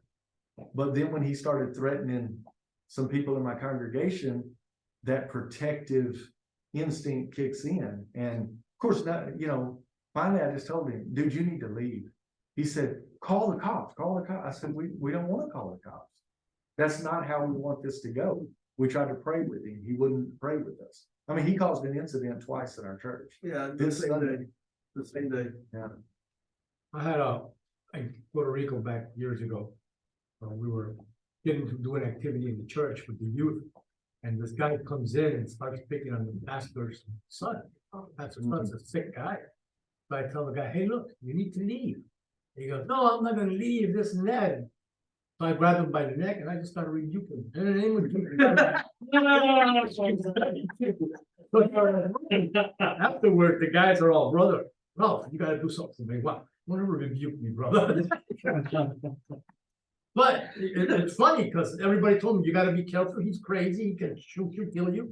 So a couple of days later, I'm going home and he's walking towards me and I'm just like ready. I'm well, okay, God, you know, what's gonna happen? He comes over and he says, you know what, I wanna apologize. I hugged him, converted, became a good brother in church. Amen. But he never said it, man, you rebuke hard.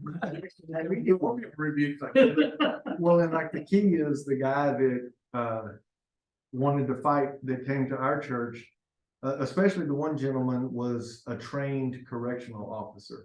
They're trained to diffuse. Yeah. And so the goal isn't to hurt somebody.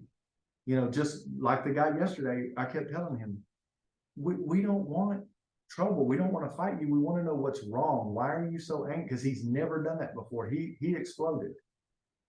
Came up, pushed the chair that I was sitting by, bumped it, moved things out of the way, sat down, and just went off. When he walks in and says, the guy in the red shirt, I got a problem with, I don't know about that. Be good. You have Yeah, a lot of he mental illness out there too. He has a diagnosis already, and we weren't sure if he was on medicine, office medicine, or if he was just having an attack, you know. And And finally, I just had to ask him, or not ask him, I told him, you need to get off the property, you need to leave. Well, why don't you just call the cops? I said, I don't want to call the cops. I just want you to go. You're not letting us help you. You won't talk to us civilly. And that's when he started threatening, and finally he ended up leaving. But we talked about this earlier. So you got somebody now checking every Sunday at the door, right? Well, this next Sunday will be the first Sunday. He's been in my house for our community groups. he's You know? he's a little weird. I mean, that's the easy part to say, but he's never been aggressive, never been, Until you know. this Sunday. But, and we've been working with him, we tried to get him a cell phone and all that, and he lost it. Right after I bought it for him, Yeah, and we've given him rides, we've sent him home with food, you know, we've been trying to help him. and he came back, he came in Sunday morning, and I was just talking to him. And I asked him if he got his cell phone back yet, and no, and then, you know, and he was uncharacteristic, he didn't have his Bible with him, and that he's, every time he comes, he's got his Bible, so I asked him, where's your Bible at? And it just escalated from there, and, you know, so I think he was just having an episode, yeah. Mhm. Anyway, just like this Sunday, we're gonna have some people who've been made aware, who knows that if he walks in the door, you know, we're gonna have an eye on him, and I don't know that he would do anything, but I mean, he made physical threats against me, which, you know, he may not have meant it, but the way he was responding in that, you know, veins popping out of his neck and, you know, getting in your face, and, you know, but do we have a plan in place? We're in an area where we need, you know, our building has alarm system on it. When we come in on Sunday morning, we meet at the other end of the building, and I lock the front door. So when Isidro and whoever from their church gets there, they have to unlock the door to come in. You know, because you don't know who's gonna come in off the street. So anyway, yeah, there definitely needs to be a safety team in place. And our safety team covered the whole broad spectrum of this, not just the, we had the walkie-talkies, we had the certain doors that were locked after Sunday school started, after the service started. We had somebody from the safety team sitting on that stool in the hallway where they could see the glass doors, who was coming up. I mean, we put a lot of things in place after I came to that church. And that was before I had these classes. That was before I got a hold of this, big book of checklists. And that's a weird name, but that's what it is. So I'm gonna send you guys home with one. You can look through it. Some of it, like one of them, it has to do with water safety in case you have a swimming pool. I was like, what? First of pipes is what we have. Well, The ski ministry. oh, the baptistry, yeah, some of these Baptist churches got a baptistry so big that, that has a round buoy up on the wall. But that round, what's it called, lifeguards, Tower. no, that round foam. Oh, okay, yeah. Yeah, like, that's what I did. Hey, some people baptize in the creek, in the lake. Well, that thing literally is talking about swimming pool safety. So it may be a nonprofit that has a swimming pool. I thought that was odd, but it covers a whole lot of things in there that you wouldn't. My wife is a good example of a swimming pool, it's not wrong. Right. And so how do you definitely would want people to know how to clear the lungs of water, how to do CPR, how to, how to swim. I want to be a lifeguard, swim. So does anybody have any questions about something maybe I didn't cover? Like I said, I'm going to send you with that checklist, but most of the things that I covered are things that I've literally had personal experience with. Like I said, sometimes getting these started in your church, like you said, Bill, how do you not freak your congregation out? You want to freak them out, just tell them you're going to spend some money. But, so just opening up with the pastor. So, but that's what I would do, just say, hey, we in our classes, we've been learning some new things and we want to make everybody aware, and we're going to try to start implementing some things to make you more safe. That's what they want to hear, right? And your children more safe. So I know you guys, y'all's church is I'm not going to say it's on the bad part of town, but you're definitely not on the good part. Yeah. So our church Is there a is good bad part? Is there a good part? of Killeen. Yeah. I'll have to think maybe we can do it. I'll go as far to say my street's fine. I've had no problem on my street, but just off my street, Well, nowadays, back when I was in school, they always used to say, yeah, look at that long-haired hippie over there. He's selling dope. He's doing all kinds. He's not the one that's getting $100 a week allowance. He's the one buying it from the rich kid whose daddy gives him all the money. Nowadays it's, the serial killer axe murderer lived in the nice part of town. And what did they always say about him? He was such a quiet. he was a nice guy. He would kill my grandson. So, what's that? So it sounds like a living guy. Exactly. And he's always a middle-class white guy. I don't know why that is either. I fall in that category. They're like, we got a plan in place, Carl. You just try something. So, any questions, comments, concerns? It is. But the thing is, if your church has none of it, beginning to start implementing it, maybe, we didn't have any kind of safety. You don't want to turn the fire hydrant on for the time. Mhm. The verse that comes to mind is be wise. As serpents. There's either you or not. So that's the dichotomy that you have to have in your church. Mhm. You've got to do the best you can with the finances you can protect your flock. Yeah, That's so basically what I So let me give you some biblical, because my thing was I was fighting the biblical understanding of how far do you take security, and the ones who are against it will always throw out, you know, Peter pulled out a sword, cut the guy's ear off, and the Lord said, if you live by the sword, you'll die by the sword. If we're gonna live by packing guns, we're gonna die by packing guns. And they often forget that a little while later, Jesus said, now's the time to take up your sword. Now's the time to take up your sword. Nobody ever brings that passage out. The other, and there's two differences in it. Number one, Peter went up, drew his sword, aggressively attacked a servant. He didn't attack one of those big Roman soldiers. Peter attacked a servant and he cut his ear off. And Jesus was like, Peter, that's not how we operate. He went on the offensive against a boy, basically. Jesus said, as after he is going to be crucified, they're going to be coming after his followers. And Jesus said, now take up your sword. Now will be the time to defend yourself.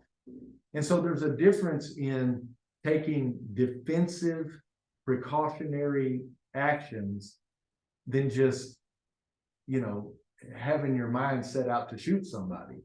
You know, you bring up a good point, you know, that's where the crusade was so detrimental, because instead of sending 10,000 evangelists Right. to evangelize Muslims, we sent 10,000 warriors to kill them.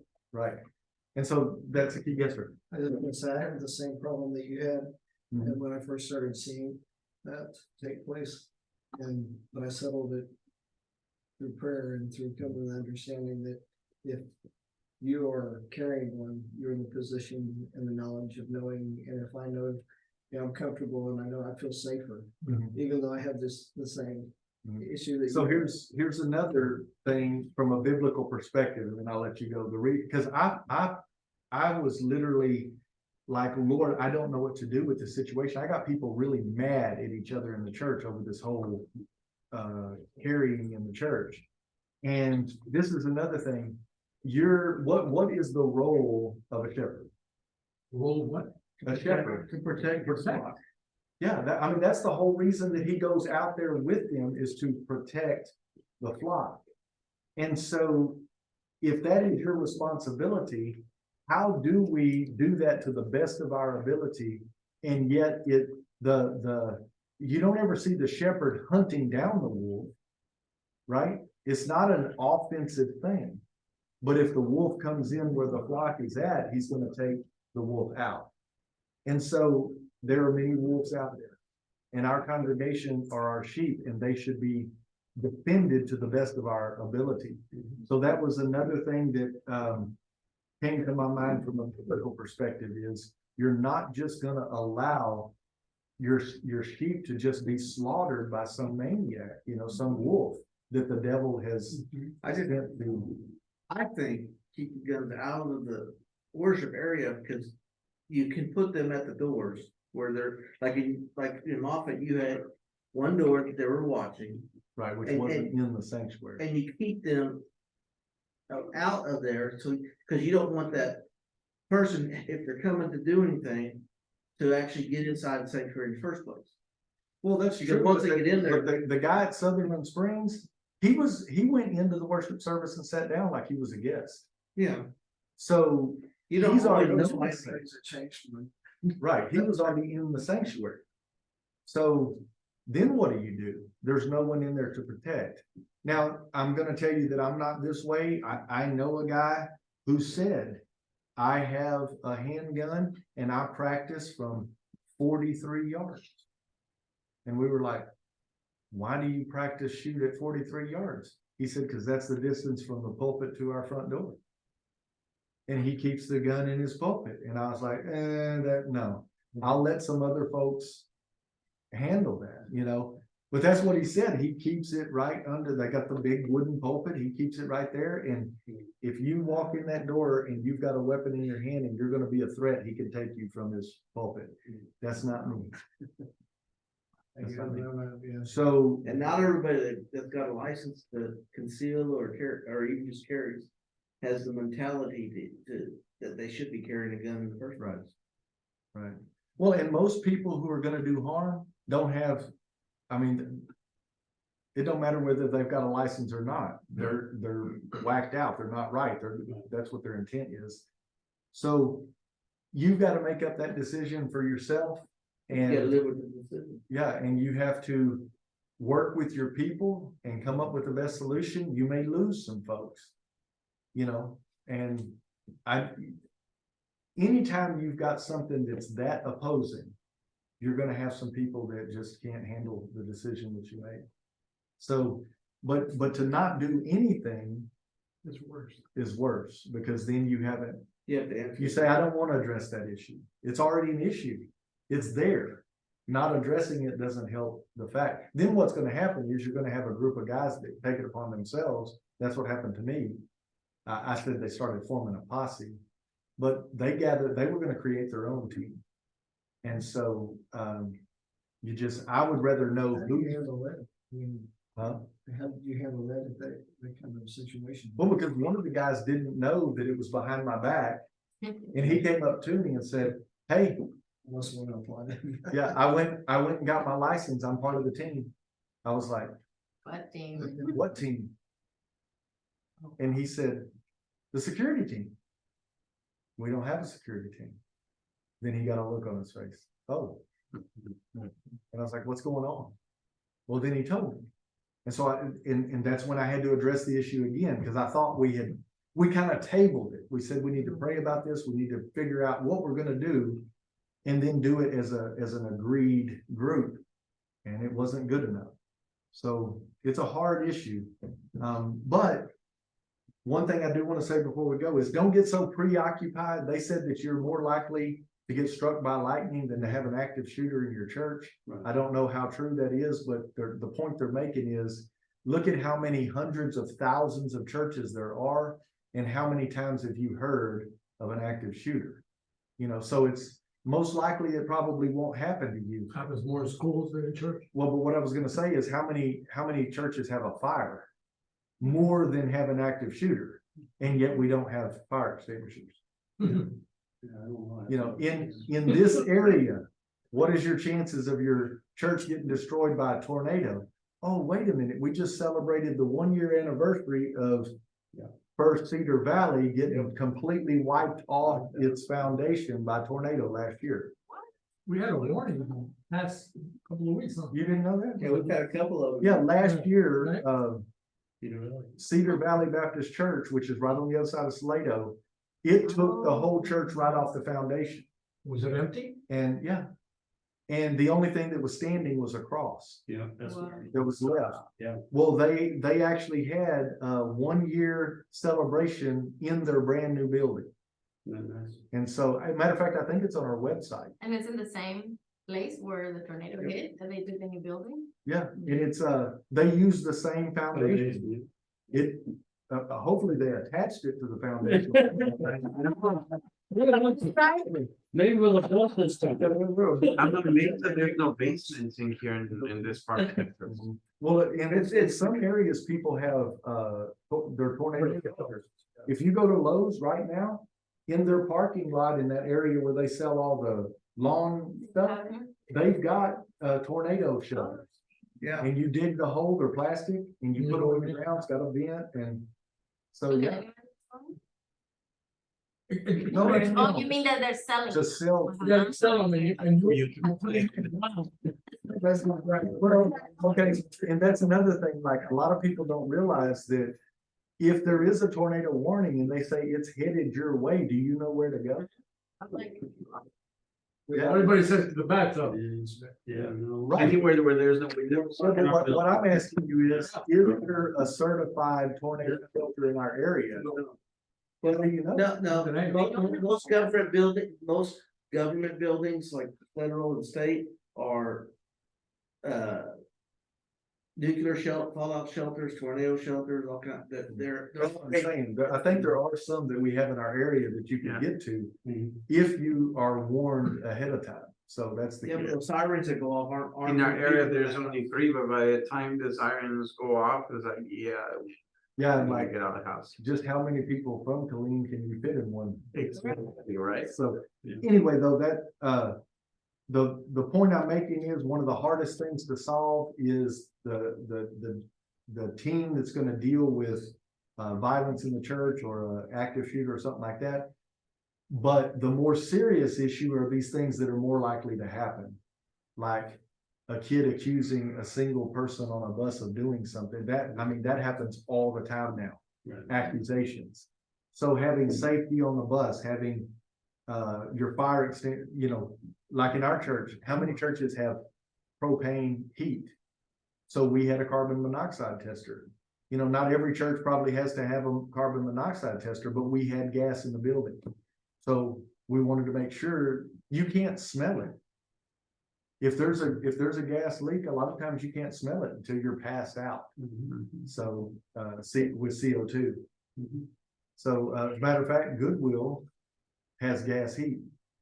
And I don't know that there's a carbon monoxide tester. So see, even the church I'm in needs some help. We'll have to go. But we made sure all of our smoke detectors had brand new batteries. There is at least a couple of fire extinguishers in the building. So those are things that are probably that you're more likely to have an incident with, and yet the average church don't even know where a fire extinguisher is, let alone is it usable? So and then not only that, do people know how to use it? I mean, the directions are on it, but it'd be better to take your people and say, this is how you use it. Pull this plug, aim it away from you, secure yourself, because when you hit that button, it's gonna, So had a last story and then we'll go. I'm driving along. In your church? No, not in my church. Outhouse? I wasn't even a Christian. His church wasn't that big. So I'm driving along and I look over in this apartment complex and this lady's standing outside her front door like this, and the car right in front of her is blazing. And I can see the gas pouring out that's feeding the fire. And I was like, that is not good. And she's standing at her door with fire extinguisher, but she was too scared to go and try to put it out. So I slammed on my brakes. I jumped out of the car, ran and got the fire extinguisher, and I got downwind is the only word I know how to use, but the gas was coming out this direction and the fire was kind of blowing that way. So I got down this side of it, and when I shot that thing down under there, all that white powder just covered that fire and put it out, and that gas was steadily pouring out. What I was worried about was that once the gas runs out, the fumes will take the flame back up into the tank and blow it up. But I put that fire out. My heart was beating 90 miles an hour. But see, that's the thing. Same thing with the shooter. If he were to pull a gun on you, could you pull the trigger and shoot him? Just like that fire. The woman's got the fire extinguisher in her hand, but she didn't have the courage enough to go risk what could possibly happen to put it out. So, but the best thing is prevention. Everything that we're talking about here is putting procedures and policies in place that if something happens, at least you can say we did everything in our power to make this as least of a crisis as possible. And I would start with getting a team together and then going over these things and take one or two at a time and start knocking them out. And the children's area is a big one. Get your child protective policy, all of that, because that's going to keep people coming into your church. Our church never had exit signs above the door. They weren't paid for. And we were out in the country, so we weren't under the same coding rules. If you're out in the country, you don't have to have exit signs above all the doors. They said that's going to make the sanctuary look good. And you know what they said? If you can't tell that that's an exit, It's also an entrance. yeah, well, that's true, but the point is that people need to know if a door has the ability to go outside or not, and they didn't want to do it, and they never did, never put up exit signs in the sanctuary, or as to my knowledge, in any part of the building. Now, if you're in the city limits and you get the fire marshal to come, he's going to tell you, if you don't get that done, we'll slap you with a fine. So I would be prepared if you're going to have somebody come in. Now you're out there. I don't know if you're in city limits or not. No. Okay. If you're in the city limits and they come and inspect it, be prepared to do what they tell you to do, because it may cost some money. And then they're going to know you're not up to code.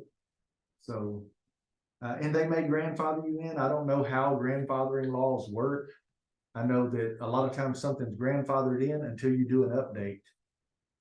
And then is it a renovation? Is it, and sometimes they can get you through some legality that you've remodeled, so now it's no longer grandfathered or something like that. So, all right, we're gonna get out of here by 8:30. Let me pray for us.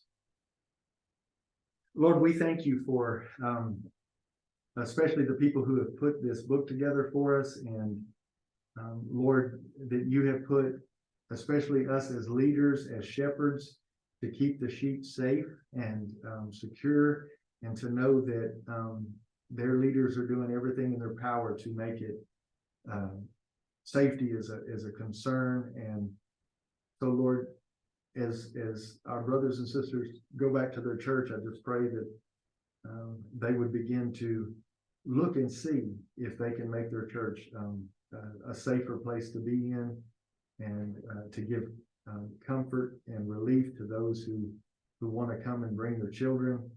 And Lord, I just thank you for this group who've been faithful. We are almost through these classes, just a few more weeks, and I just thank you for their faithfulness. And Lord, I pray that all of the things that we've learned, that in one way or another, we will begin to apply them so that our churches are better houses of worship. They're a place that could be called a safe place for anyone to come. And Lord, we thank you for just being a God who provides help to provide anything we need to make our churches safer. We love you, Lord. I pray you take everyone home safe in Jesus' name. Amen. Amen.